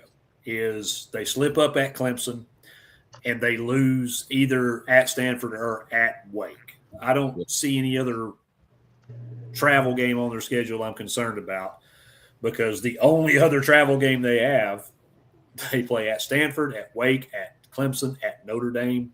The only other one is North Carolina. And And speaking of North beat Carolina, them with their cheerleaders. Speaking of North Carolina, Hammer, let's say it gets weird and Belichick gets hired or fired the week before that. Coming off the interim coach, like the first game, like you want to back the interim coach coming in to the first game like against a heavy favorite, because you don't know what could happen like that game. It could get really weird. And I wouldn't necessarily expect UNC to fire him, but we've seen coaches quit in the middle of the season before. We've seen Steve Spurrier just flat slap walk out on South Carolina. Yeah. So if things aren't going Bill's way, and he might say F it, I'm done. He might, because he's like, man, I got to go get my girlfriend from daycare, and I'm too old for this shit. And he may just say to hell with it. So that's within the realm of possibility. But I don't think there's enough talent on that North Carolina team, no matter who is coaching, for him to even pull off some coaching miracle. I don't see it. I understand where your head is, and again, it's college football. Anything can happen. But I just don't see another landmine on Miami's schedule. I think the Notre Dame game is probably the only one I'm saying here right now that, yes, I think they lose. Yeah. It'd easily go 11-1 with the schedule. And obviously we'll be in the playoff with that. Because they don't have to play Cal. They don't have to play Georgia Tech. They don't have to play Louisville. They don't have to play NC State. They don't have to play SMU. They don't have to play Virginia. Yeah. They got a gravy schedule. So it ain't name gravy, but it's still pretty gravy.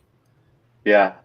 I don't the only thing about the schedule I don't like is the travel. They got to go all the way to Palo Alto, and then they come home, and then they go back to Wake Forest, and then they come home, and then they go to Clemson. So a lot of moving and shaking.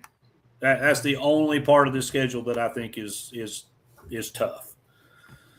Their toughest games are outside of Notre Dame, and I've been very critical of Cristobal at Oregon and his first few years at Miami. Well, he shut me up past season, so I think he may have gotten some things figured out. Because Cristobal could always have a Cristobal game. Like, you don't know what's going to happen in like those no-name games. Yes, like that's why the Stanford and the Wake game. Yeah, that's why, even more so than Clemson, I think the Stanford and the Wake game, his inner idiot could come out, and he could do something that ends up costing him a game, which historically he has done. He's been better the past few years, but just like Sam Darnold, that's still in the DNA, right? So, all right. So, spent a lot of time on Miami. Is there anybody else you'd like in the ACC, maybe either from a win total perspective or a team that you think might be up and coming? Is there a team that we're sleeping on that maybe creeps up and goes into the conference championship game that we're not really expecting? I don't know, man. SMU has been one of these weird teams in the ACC where they win a lot of games. Kevin Jennings is one of the, to me, like, weirdest big time quarterbacks in college football. He's ultra talented. He has big time games, has a little bit of a turnover issue, but when you have a quarterback like that, it always puts pressure on you. Rhett Lashley's done a great job there in terms of recruiting, retention, winning games. I think it's big for him. Like, he is an Arkansas alum. He turned Arkansas down to stay at SMU. Obviously, we know that those schools down there in Texas, they got money. So, like, SMU is one of those teams that I don't think they would win it, but they're one of those teams. I think it's Miami, and then I think you got Clemson and SMU probably as the two teams that'll be facing off, trying to figure out, try to find a way into the ACC championship there. Yeah. If you look at the odds board, which we did, we'll look back at it because SMU is the second best at plus 700. Louisville is at plus 800, and then Clemson is plus 1,400. So SMU, if Miami wasn't a thing, SMU would be the favorite to win the conference. Yeah. And they don't play each other, so the only time they will play would be in that conference championship game. Yeah. And SMU's over-under is 8.5. So, and it's juiced to the over. Mm-hmm. Pretty healthy, too. Over 8.5 is minus $1.36.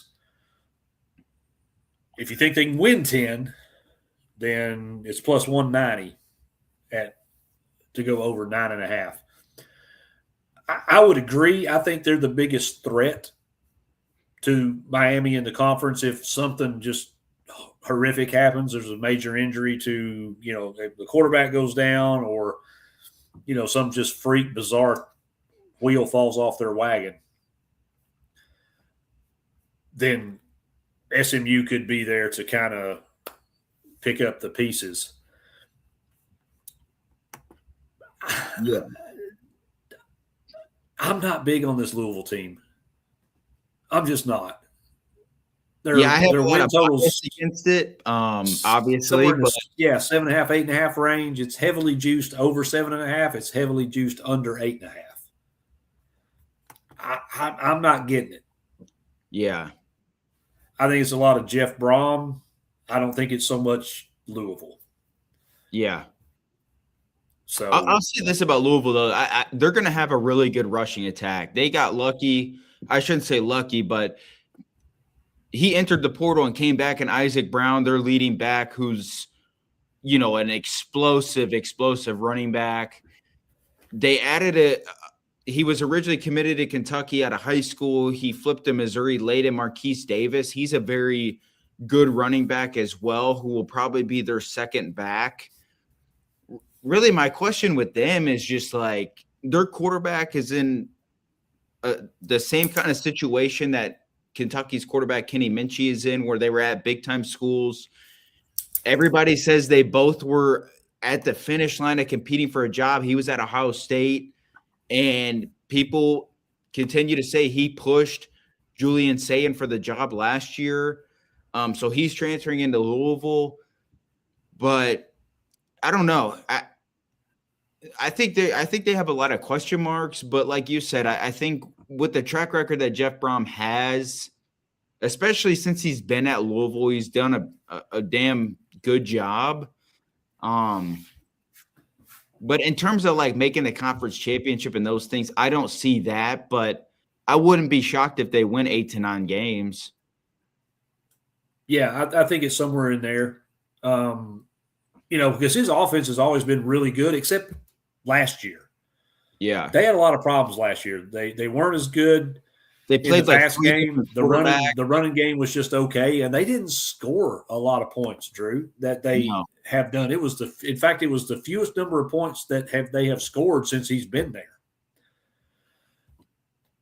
Isaac Brown's back, who is a really good running back. And Kewan Brown, however he pronounces it, averaged 7.3 yards a carry, and they've got some depth behind them. The interior of the offensive line is going to be really good. The tackle position, maybe not so much, and that was definitely a contribution to them struggling with the passing game last year because they gave up 25 sacks. Yeah. So it's got to be better. I think the offense is going to have to run through Brown, honestly. Mm-hmm. They're going to have to really rely on him, and I think the pass game will be there if they can get protection. Yeah. Defensively, they had the best pass defense in the conference last year, and they've got really good edge rushers. Linebackers were solid. if you want to say there's a weakness on the team on the defense, it would be the secondary because they got a bunch of transfers. But their transfers was a kid from Iowa, T.J. Banks from Ole Miss, and Caleb Beasley from Tennessee. Yeah. So I don't really think that's anything to worry about. I think if there's any issue, it's going to be depth on the defensive line and pass protection. Other than that, Louisville could be a problem. Yeah. Speaking of Louisville, too, I think they got a quarterback that's I don't even know if he's played or rarely played. So, like, I mean, we could say what we want all about any team in college football about how good they are, but if your quarterback stinks, you have zero chance to win anything. Yeah. Well, the thing that helps them is they don't have to play Clemson. They don't have to play Duke. They don't play Virginia Tech. And by the way, they don't have to play Miami either. Yeah. So the schedule is extremely generous. Yeah. So potentially, Louisville potentially their odds are where they're at for a reason. But I think there's a lot of I still think there's a lot of it's Jeff Brom and his offense, so they're going to be good.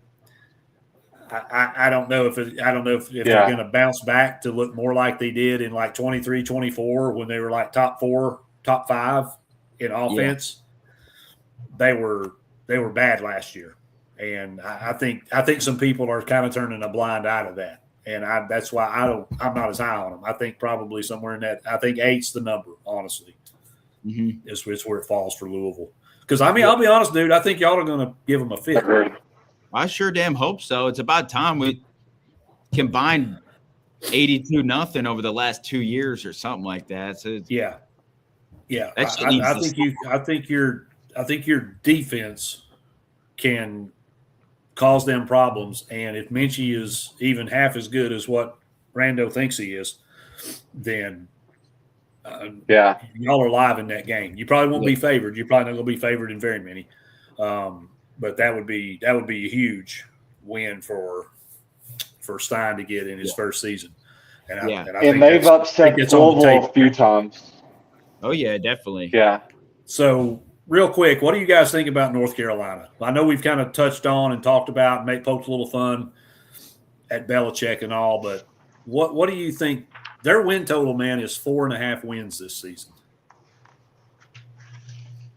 4.5. Get into 2 other teams, or I guess situation, but with UNC, I don't know, man. It's kind of hard to even like take serious with like all the just nonsense going on there. The GM gets fired and he's doing weird things behind the scenes, and Lombardi, the whole girlfriend thing. Like, it's hard to even like, even if UNC has a decent team, it's hard to even like take them serious that they're actually even going to win football games, especially how they looked last year. I don't think they have any chance. I'd put some money on that this will be the last year we see a Bill Belichick there. Not even that he maybe gets fired or they buy him out to fire him, but maybe it's just one of those things where it's after the year, like, okay, you hyped this thing up. You haven't done anything. Like, we need to part ways. And, like, this is a train wreck disaster.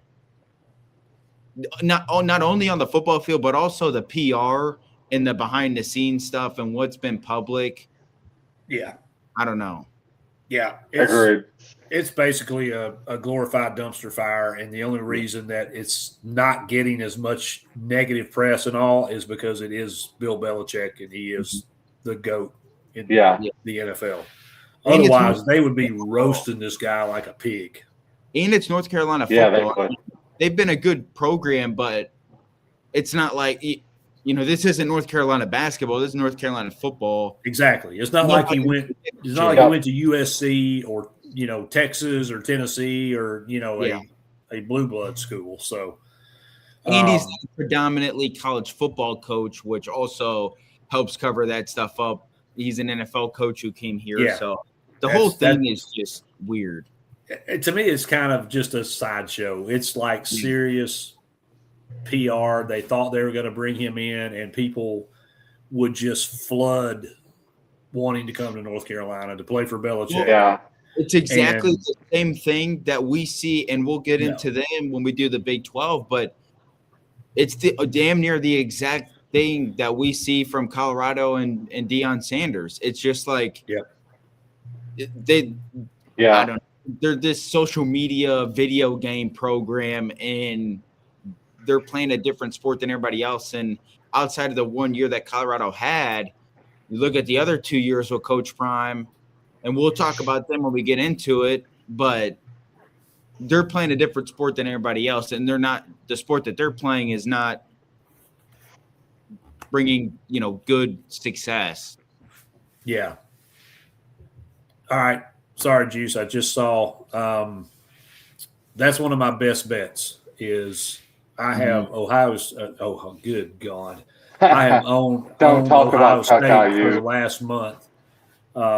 So it just Freudian slip there. North Carolina State, I have them over 7.5 wins at plus. I got them over 7.5 too. I think that a lot of people are sleeping on NC State this year. In fact, let's talk about them real quick. Give me a second to get my NC State notes pulled up here. Fun fact, last year NC State won more games than Clemson, Florida State, North Carolina, Virginia Tech, Penn State, Nebraska, Florida, and Auburn. Wow. Just to throw it out there. Now, when we had to play them a couple years ago, I was torching them like crazy because we beat the literal shit out of them. Yeah. And I thought maybe Dave Doran was done. He's in his 14th year. I didn't realize so crazy. He's been there for 14 years. Yeah. But they went 8-5 last year. And I'm going to be honest with you right now. CJ Bailey is going to make himself a household name this season. Yeah. Dude's a gamer. He is an absolute – he's smooth as whale shit in an ice flow. He's put on a little bit of weight. He's still a little scrawny, but the boy's 6'6", and he is smooth. He could be in the conversation at the end of the season for an award. Like he can be that good. He's been great his first 2 years, 67% completion percentage, 5,500 yards, 42 touchdowns. He doesn't turn the ball over very much. If the offensive line can keep him upright, they got a couple transfers in to try to beef that up, and they've got some young guys on that team. But if they can keep his jersey clean and take the pressure off of him, and if they can run the football, this team's going to be dangerous. Mm-hmm. When NC State ran for 185 yards or more last year, they were 5-0. So if they can run the football, the problem is Hollywood Smothers is gone. To Texas, yeah. So that's going to be a little bit of a blow. But Jaden Scott's still there, and he had about 600 yards last year. And Davian Gauss transferred in from North Carolina. So they've got some dudes. And then receiver-wise, also they got some transfers. They didn't get, like, household names. So these guys are going to have to kind of figure things out because they're – top 5 receivers from last year, which also includes Hollywood Smothers, are gone. Like literally everybody left. So a little bit of question mark at receivers, but if I've got CJ Bailey back there, I'm not as concerned about that. The line gives him time to throw. He'll find these dudes. He'll force them to catch the football. Yep. They did get a dude from Nevada. His name's Victor Snow. I say Nevada. He started in Nevada. He transferred to Buffalo. Buffalo is where they got him from. he had almost 1,500 yards and 14 touchdowns over the last 2 seasons. So dude's played some good football. He's small. He's only like 5'8", but so was Casey Concepcion. So he turned out to be good. He turned out to be all right. Yeah. Defensively, they've got some big guys on the line of scrimmage. Their linebackers are going to be pretty good. And the secondary, I think pretty much everybody came back that's eligible. They did get a transfer from Georgia that I don't know, so I can't really speak to him. Sorry, I didn't dig that deep. But they've got 3 of their returners from the secondary from last year. 3 returners from the secondary last year. So I kind of like NC State. I think the game with Virginia opening up week 0 in Brazil moved it to Charlotte. As goofy as this stuff is, thank God that's gone. So we're just playing a regular old ACC game on the road, right? Charlottesville. So, it's like North Carolina opens, and I have to apologize to the motherland that they're playing this game in Ireland. And I'm embarrassed that you people are going to have to watch that nonsense. Mm-hmm. But the Wolfpack have won the last 4 against Virginia, and they haven't lost in Charlottesville in 20 years. So I kind of like their chances in that. Oh, even though I'm high on Virginia, I have them over 7.5 wins. Ooh, I think this is a game NC State gets, and that sets the tone for their season. So I'm big on them. At minimum 8-4, I think they can probably get. I think they could probably even get somebody because they don't have to play Miami or Pitt or SMU or Clemson. They don't play any of those guys. So I think they win at Peabody Hammer. Yes, I do. I think they'll beat Peabody, and I will love to see it. I think they can get 9. I think this may be, even with some question marks, I think that this could be one of Dorn's better teams. King Mac. I saw his name and just read right over it. That's my gotcha. That's my bad. They also got a dude. I think they got a dude. I think he's from Miami, linebacker. Let me look because I tried to rush through because we're running a little short on time here. Hold on. Coming. Maybe. Yes. Raul Aguirre. He is a linebacker from Miami. Amassed 70 tackles over the last 2 seasons. And Popo Aguirre. He will come in. Yep. He will come in at middle linebacker. And I mean, dude's probably going to be a tackling machine on this defense.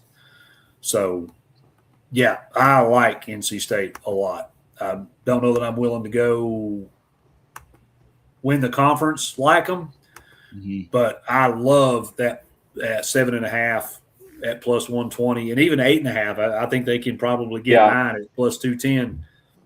I think that's a good bet. I got some pizza money on them to win the conference. That's not terrible either. I don't hate that. Yeah, at 23 to 1. Yeah. Let me see. Oh, shoot. That's national champion, not conference champion. Get on the right tab, idiot. What'd you say you got it at? 23 to 1 on Caesars. That's not bad. It's 22 on DraftKings. So, yeah, that's right in line there. Gotcha. I mean, because seriously, we're an injury to a quarterback here or there away from them possibly making the conference championship game just because of their schedule. Yeah. They dodged so many of the heavies that their schedule could just put them right there if something happens to SMU or Louisville. Right. I don't think I think they're better than probably what a lot of people think, but I don't think they're back. So the door could be open. That's not a horrible bet at all. I will make worse bets probably tonight or tomorrow than that. So And I had Georgia Tech last year as a long shot to win the ACC, and they fell a little bit short. Yep. Mm-hmm. Yeah. I got them falling off the cliff. We don't have to dig into it too deep, but what do you guys think? Georgia Tech? Under 6.5. That's what I got them at too. Yeah. Under. Losing Buster Faulkner and some of the things that they lost last year. I don't know why Brent Key didn't leave for another job. I know he's an alma mater guy, but last year was the sign for him to get out and go take one of the big jobs that he was in contention for. I respect the loyalty to your alma mater, but damn. I'm more loyal to my bank account than I am anything. Yeah. And with him losing, losing job security, probably his quarterback. Yeah. What better time to go take a bigger, better job, because I think they're going to struggle this year. Yeah. I know they're going to lose one game for sure. The other best bets I have, I got Cal over 6.5. Josh, Cal over 6.5 plus money. Yeah, I got that too, Hammer. I was going to Hammer, I was going to talk a little bit about Cal. I don't know if they're in any contention this year, but I love the hire Tosh Lupoy. I think he obviously Oregon lost both coordinators, Will Stein to Kentucky, Tosh Lupoy to Cal, but Tosh Lupoy has some of that Dan Lanning like crazy man, like mentality and stuff. And obviously really talented player in JKS, quarterback, ton of potential.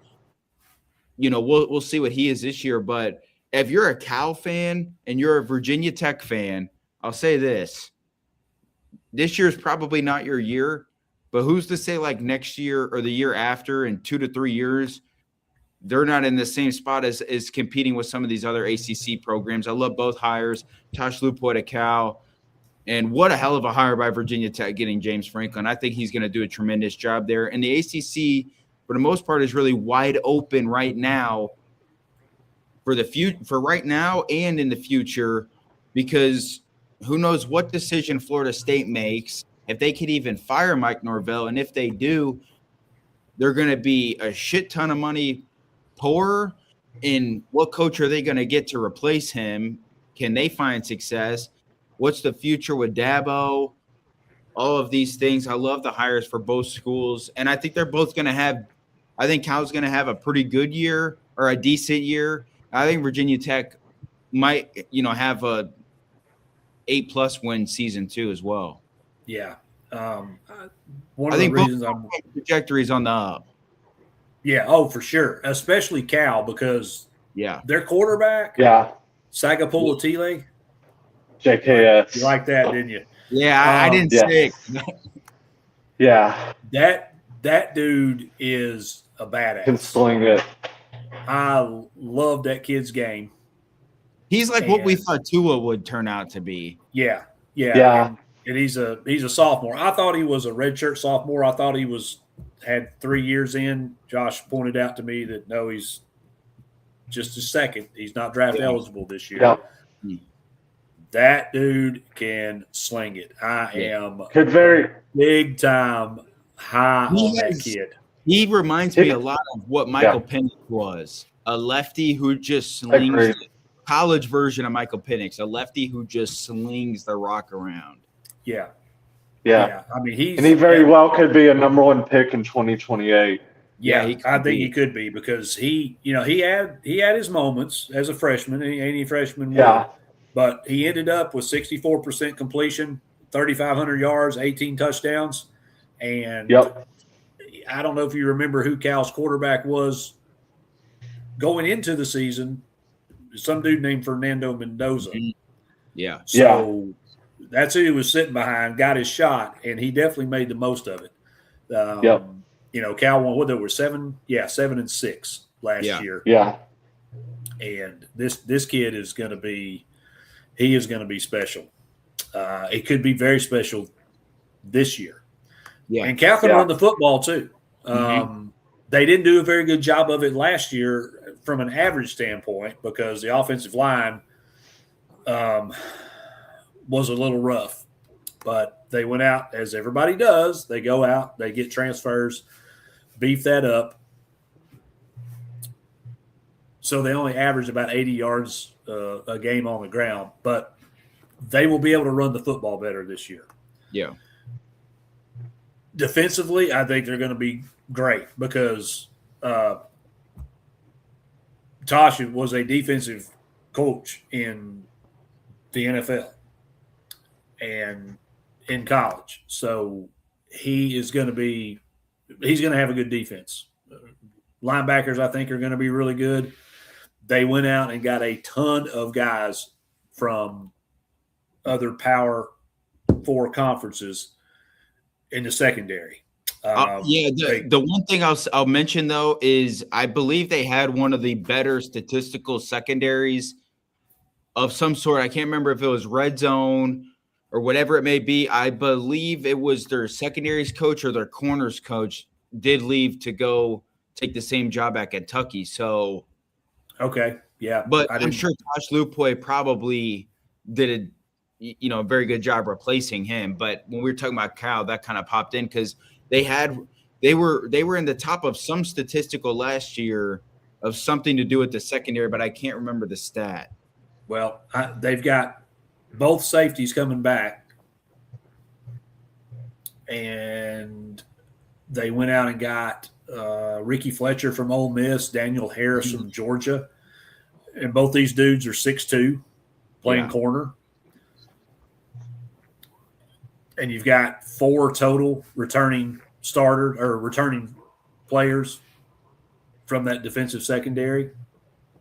And then they also got a kid from Oregon and a kid from Northern Arizona as well for depth. So secondary is going to be fine. Yeah. And, dude, their defensive line, they've got a 345-pound tackle to go next to a 310-pound tackle, and then a 345-pound tackle to come in and rotate in. Yeah. They got – where's the beef? It's on Cal's defensive line. Yeah. Yeah. So I like Cal. That 6.5 I think is very doable. One of their biggest challenges is going to be cutting down on penalties. They were very heavily penalized last year. They got a pretty favorable schedule as well, if you go look at it. They do have a favorable schedule. Pull that up here.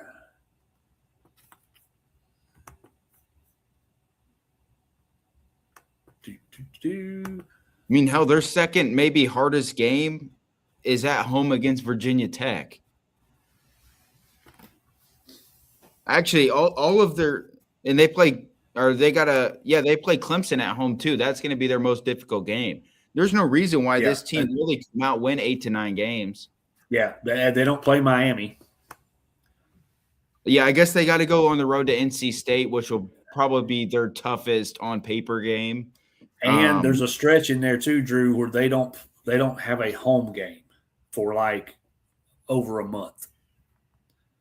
They play at SMU, they play at North Carolina State, they have a bye, and then they play at Virginia. So they got to come to Texas and twice to the East Coast. Yeah, in a 4-week stretch. Yeah, but not playing. We said they don't play Miami, they don't play Louisville, they don't play Georgia Tech, they don't play Duke, they don't play Florida State. No big non-conference game either. Yeah. So they got to take advantage of teams when they come to Cal. They got to win at home without question and take advantage of that time change difference. And they've got to be able to win a couple of these road games. But UCLA, that's a lay down, easy. When you're playing against volleyball players on the football field, it's never a problem. UCLA's a win. I think at Syracuse is a win. Wagner's a win. Clemson's a coin flip. I think at UNLV, they probably win that game. They've got better talent. Virginia Tech will be tough, but it is at home. They get Wake at home. At SMU is probably a loss. Let's just be honest. Yep. And I think NC State is a loss. Yeah. I think they split one of those, Hammer. But they you never could. They went on the road last year and beat Louisville on the road in an epic overtime. That's right. They did. Yeah. Then they got to go to Virginia. So that at SMU, at NC State, off at Virginia. That's tough stretch. Yeah. They got to win one of those. Sure. They've got to win one of those. Mm-hmm. And then they finish 2 out of 3 would be sweet. Yeah. And then they finish with Stanford and Pitt at home. Stanford, I think, they're clearly better than. And then Pitt's going to have to come all the way as a long-ass flight from Pittsburgh, Pennsylvania, all the way out to Berkeley, California. To Cal Berkeley, yeah. And Pitt's not that good. This is not the same Narduzzi team that we've seen over the past several years. They're down.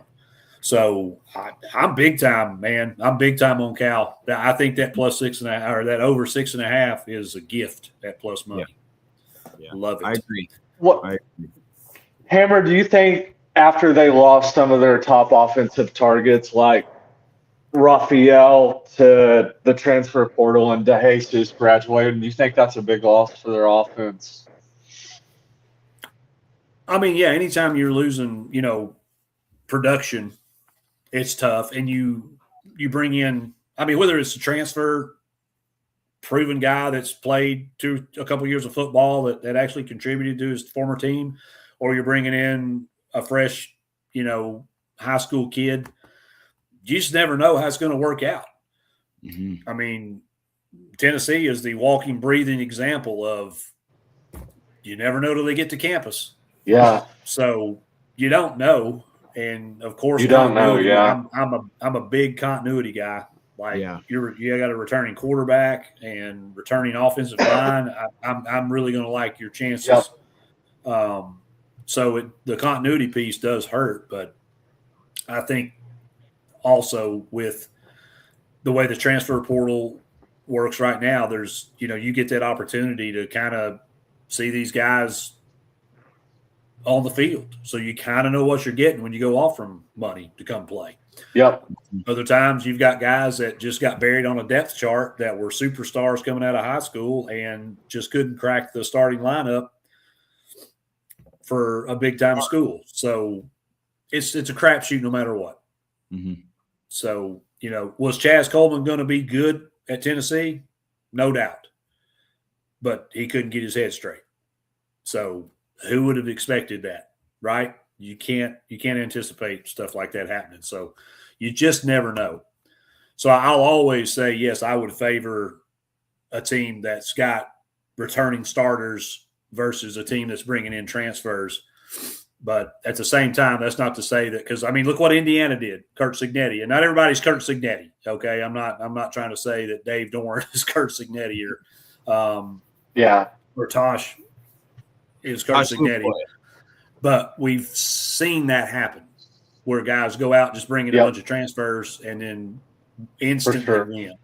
Mm-hmm. So more times than not, that's probably not going to happen. You don't see too many take the worst team ever in the history of football and turn them around in 2 years and win a national championship. But I think you can win 8 or 9 games with one. Yeah. So, agreed. All right. Anything else, ACC, anybody wants to talk about? I think that might be it. I think I'm good. I don't think there's anybody else I care enough about. Honestly, I think, Drew touched on SMU. Virginia, I think Tony Elliott's going to have a pretty good team there. I've got my biggest thing with Virginia, 7.5. man, is Bo Prabula being their quarterback. I'm just not sold on him. No, I can't get behind him. My whole family's Mizzou fans. Obviously, he was Mizzou's quarterback last year. And not to put my brother on blast, but after the first couple of games, he's telling me Prabula's a Heisman sleeper and blah blah blah, and I'm like, I didn't see it. He ain't. He's nowhere to that. And then you watch later in the year, he couldn't. They didn't even call any pass plays. If you want to see a perfect quarterback for Army or Navy, go watch the highlights of him against Arkansas. I believe they threw the ball like 3 or 5 times maybe in the game. And after that, I was like, I can't get behind any team where Bo Prabula is the starting quarterback. Yeah. I don't disagree. I'm not sold on him either. I think schedule-wise, it's not terrible. It's pretty manageable. Mm-hmm. So I'm basically betting on them to win 4 conference games more so than I am to win 8 games total because they'll get their laydown games. Yeah, their defense will be good enough, and Elliott's a good enough coach. Yeah. But I think the number is exactly 8. I don't think it's 10. But you do a rundown like Boston College. They're I know Bill O'Brien's there, and I know he'll turn it around, but I don't know that it's going to be this year. I think they're going to struggle. Yeah. Cal, I'm big on. Clemson, they're still Clemson. It's still tough going there and playing, but I mean, we all know at this point. I think Dabo's even mailing it in. I don't know how serious he is about it because they can't afford to fire him. So, yeah. Duke is Duke. They'll be good, but they're not going to be great. Florida State sucks. Georgia Tech's going to suck. Everybody hates Louisville. Miami's going to win it all. North Carolina, terrible. NC State, look out. Pitt, not as good as everybody thinks. SMU, good, but not good enough. Is Andrew Luck seriously coaching at Stanford? Am I understanding this correctly?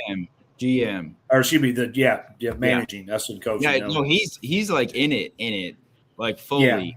Yeah, like he's there. Yeah, like general manager in the NFL would be, right? Yeah. Yeah. Well, good luck. Yeah. Syracuse, I don't care if Steve Angeli is back or not. They're terrible. And Virginia Tech's at least a year, maybe 2 away. Yeah. Look at Virginia Tech, though, and see what James Franklin can do. I think that's going to be one of the cool storylines to potentially monitor over the next couple of years. If he can really get that thing rolling, it will add a cool dynamic into the sport of college football. I think it'd be good for college football. The storyline: James Franklin gets fired, builds back another program. Virginia Tech's been dead for a long time. It gives the ACC another, potential program to kind of hang their hat on outside of just Miami. So I'm excited to see what Virginia Tech and James Franklin can do this year, but also for the future as well. Yeah. I think there'll be a resurgence and an excitement there this year. Mm-hmm. They'll probably maybe win a game they probably shouldn't. Yeah. Because I think he has less pressure on him at Virginia Tech versus Penn State. Easily. Yeah, definitely. Easily less pressure. Because they've unfortunately not been very good for a while. Long time. Yeah. Really, since Frank left, they just haven't been good. Yeah. So I think they're starving for that, and I think the hire was the right hire. I'm not a huge Franklin fan. I think he gets out-coached in big games, and I don't necessarily know that that'll change. But for what Virginia Tech needed, I think it was the perfect hire. Yeah. And I mean, I hope he has success there. I don't have anything personally against him other than he was at Peabody. Outside of that, I mean, good luck. But the only other team I kind of wanted to touch on is, and I mentioned them earlier because I don't think they're going to be as good as what people think, and that's Pitt. Mm-hmm.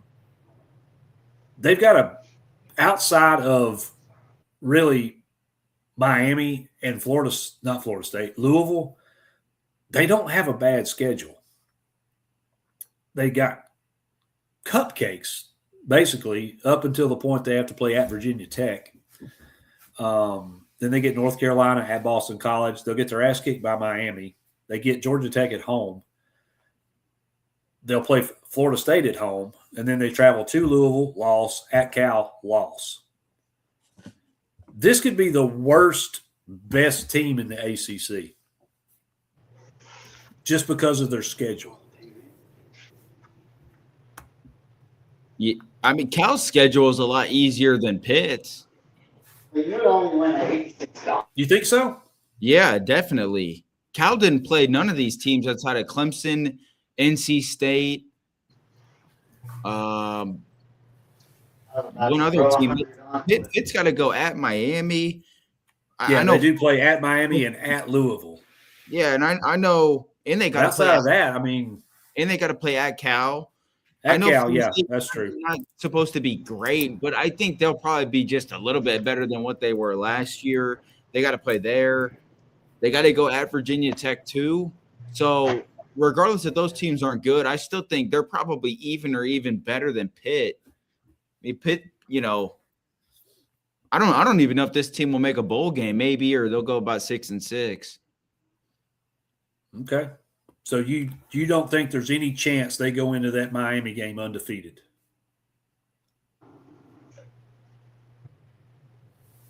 I think I would be shocked if they win at Virginia Tech. But if they're 5-1, that's not too bad. Yeah, because I think the only other games on their schedule, all the wheels might fall off after that game. It could. So they'll lose to Miami. I mean, there's no question in my mind they're losing at Miami. Because Georgia Tech, we said it, they might go down, but they're not going to be just a run you over type team where they don't put any pressure on you. I mean, they're still probably going to be a decent football team. Brent Key's still a good coach. They'll still probably be decent defensively, still be good up front on the O-line.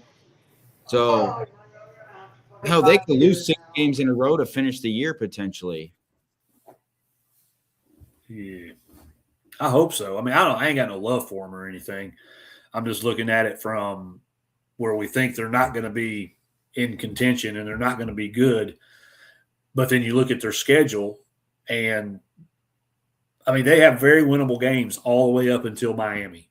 Yeah. And then after that, Cal and Louisville are the only two I think that are legit, because Florida State has to go to Pitt. Georgia Tech has to go to Pitt. Yeah. So, yeah, as bad as I think they may be, or not as good as what I think they're going to be, they potentially could be sitting there knocking on the door for a conference championship spot at the end of the season. I'd be shocked, but with I guess their schedule. Yeah. I mean, I'd be shocked. I agree until I really looked at their schedule. Yeah. Because they're over – their line's 7.5. Over 7.5 is minus 146. But over 8.5 is only plus 150. So 9 wins is not far-fetched. And losing to Miami and Cal and Louisville, Virginia Tech's the only other team on the schedule that should have a chance to beat them. Yep. We might be looking at a 9-3 Pitt team, possibly 10-2, depending on what that Louisville Cal to close the season out looks like. And I was not prepared to digest that until I started digging into this schedule while we were talking. The ACC is going to be interesting because there's like 7 teams that could be in the mix.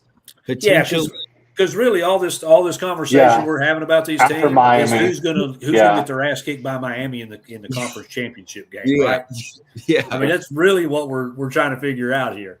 Pretty much. Yeah.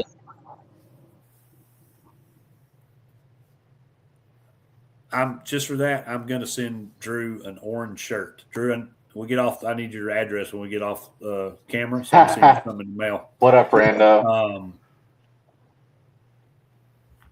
Yeah, we were talking about your Bulls earlier.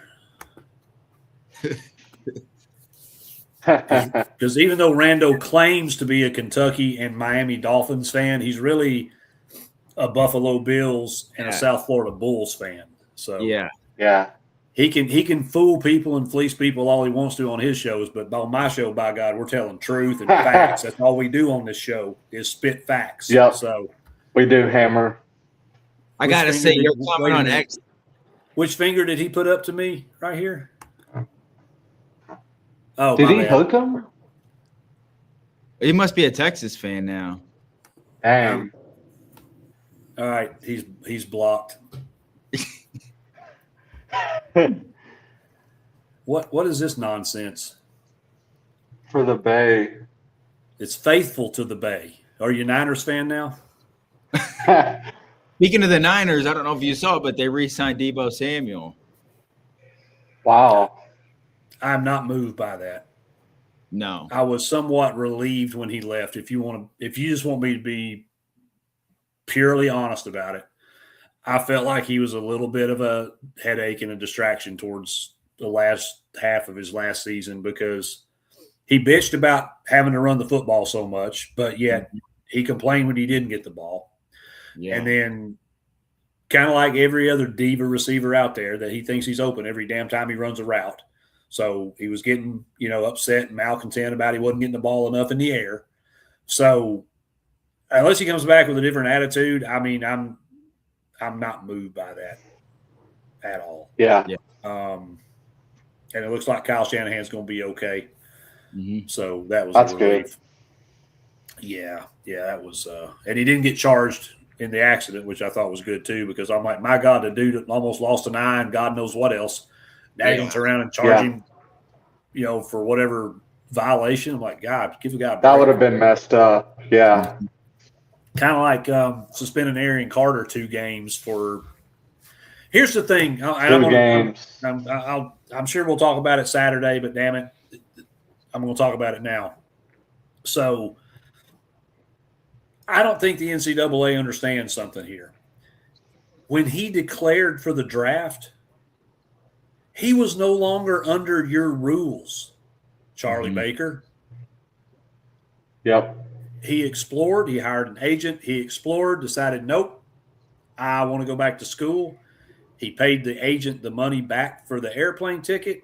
He fired him, and then he entered the transfer portal, and Tennessee said, nope, just come back home. Don't even do all that mess.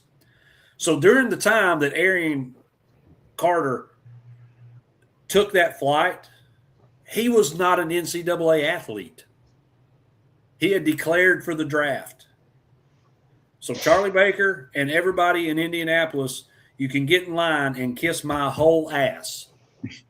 The fact that you got all of the problems and issues that we have in college football right now, and the money flowing like a fountain, and you're going to bust a kid who shaved his head because his girlfriend got cancer for getting on a plane when he wasn't even technically an NCAA athlete, and you're going to suspend him 2 games. There you go. Take 2 of these and don't call me in the morning. That is the most ridiculous thing I think I've seen the NCAA do, and I've seen you people do some stupid shit. Yep.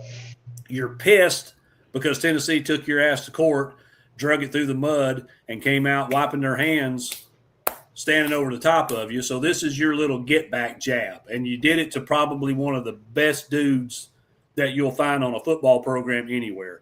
Y'all can kiss my ass. Mm-hmm. Okay, I'm done. It's a good rant, Hammer.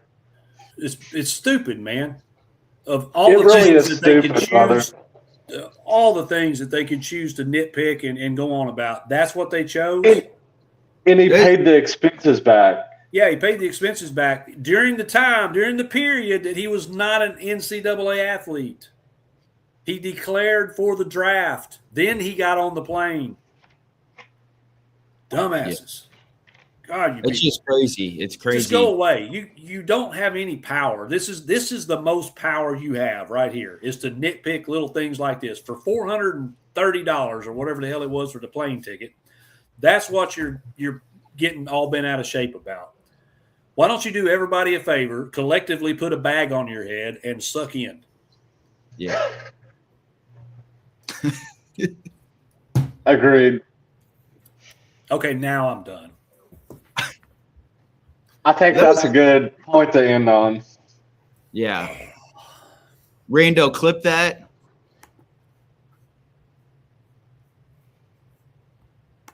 Yeah, there's going to be a Hammer's Greatest Hits video release before too long. It'll probably be rated R-rated and viewer discretion advised, and probably some other warning labels on there. Like, I love it. I love it when you go on rants, Hammer. Sometimes I get a little fired up. It's just because I'm an old ornery bastard and I don't like anybody. Yeah, it comes with age. Y'all, you guys will get there eventually. Yeah. The whole get off my lawn kind of thing. I just don't like nonsense. Right. I'm just no nonsense. Yeah. Very straightforward. Tell it like it is. Common sense. And the NCAA is none of that. Mm-mm. So and I don't care who it was. I don't care that it was us. It could have been it could have been somebody at Peabody. It could have been Bama or Texas or any one of the other, Suck IU. It could have been a lot of different people that I hate. I'd have felt the same way, that it was asinine to do that. As a Kentucky fan, I said it to you too. Like, that's a you came out and said that. Like that's that really what they're worried about. $435 plane ticket. Out of all the things in college sports, that's wrong. Yeah. That's really it is. And I said it in the message I sent. We've seen way worse stuff for way worse consequences, and players getting let off free and still playing in the NCAA. I mean, we got guys, and I won't mention their universities, but we got guys driving 120 miles an hour and people dying in accidents. We got people at other universities that are delivering weapons to a murder scene. Yeah. We're worried about Arian Carter and a $430 plane ticket that he bought while he was declared for the draft. Yeah. Crazy.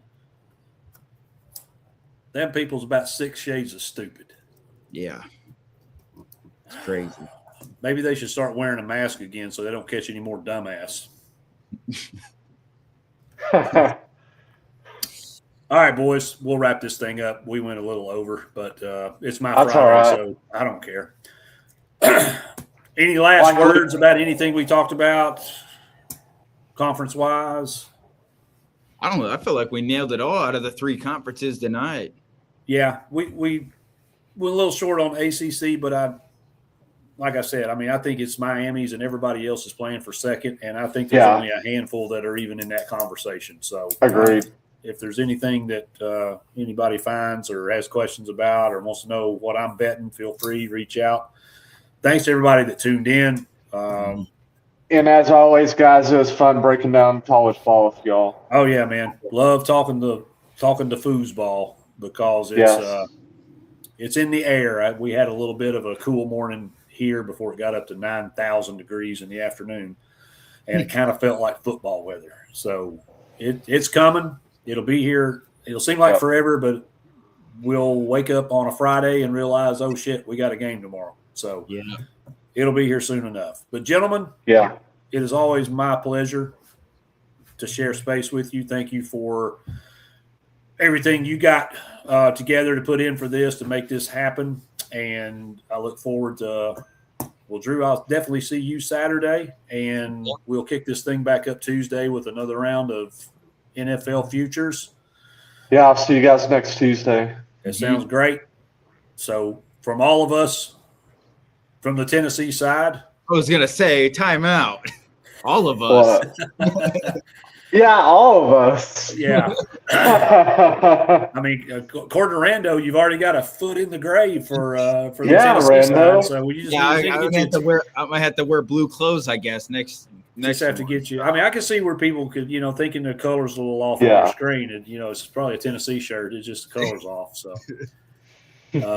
but yeah, behalf of me and Josh and the entire host of volunteers, go Vols.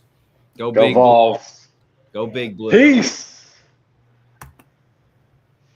Dude.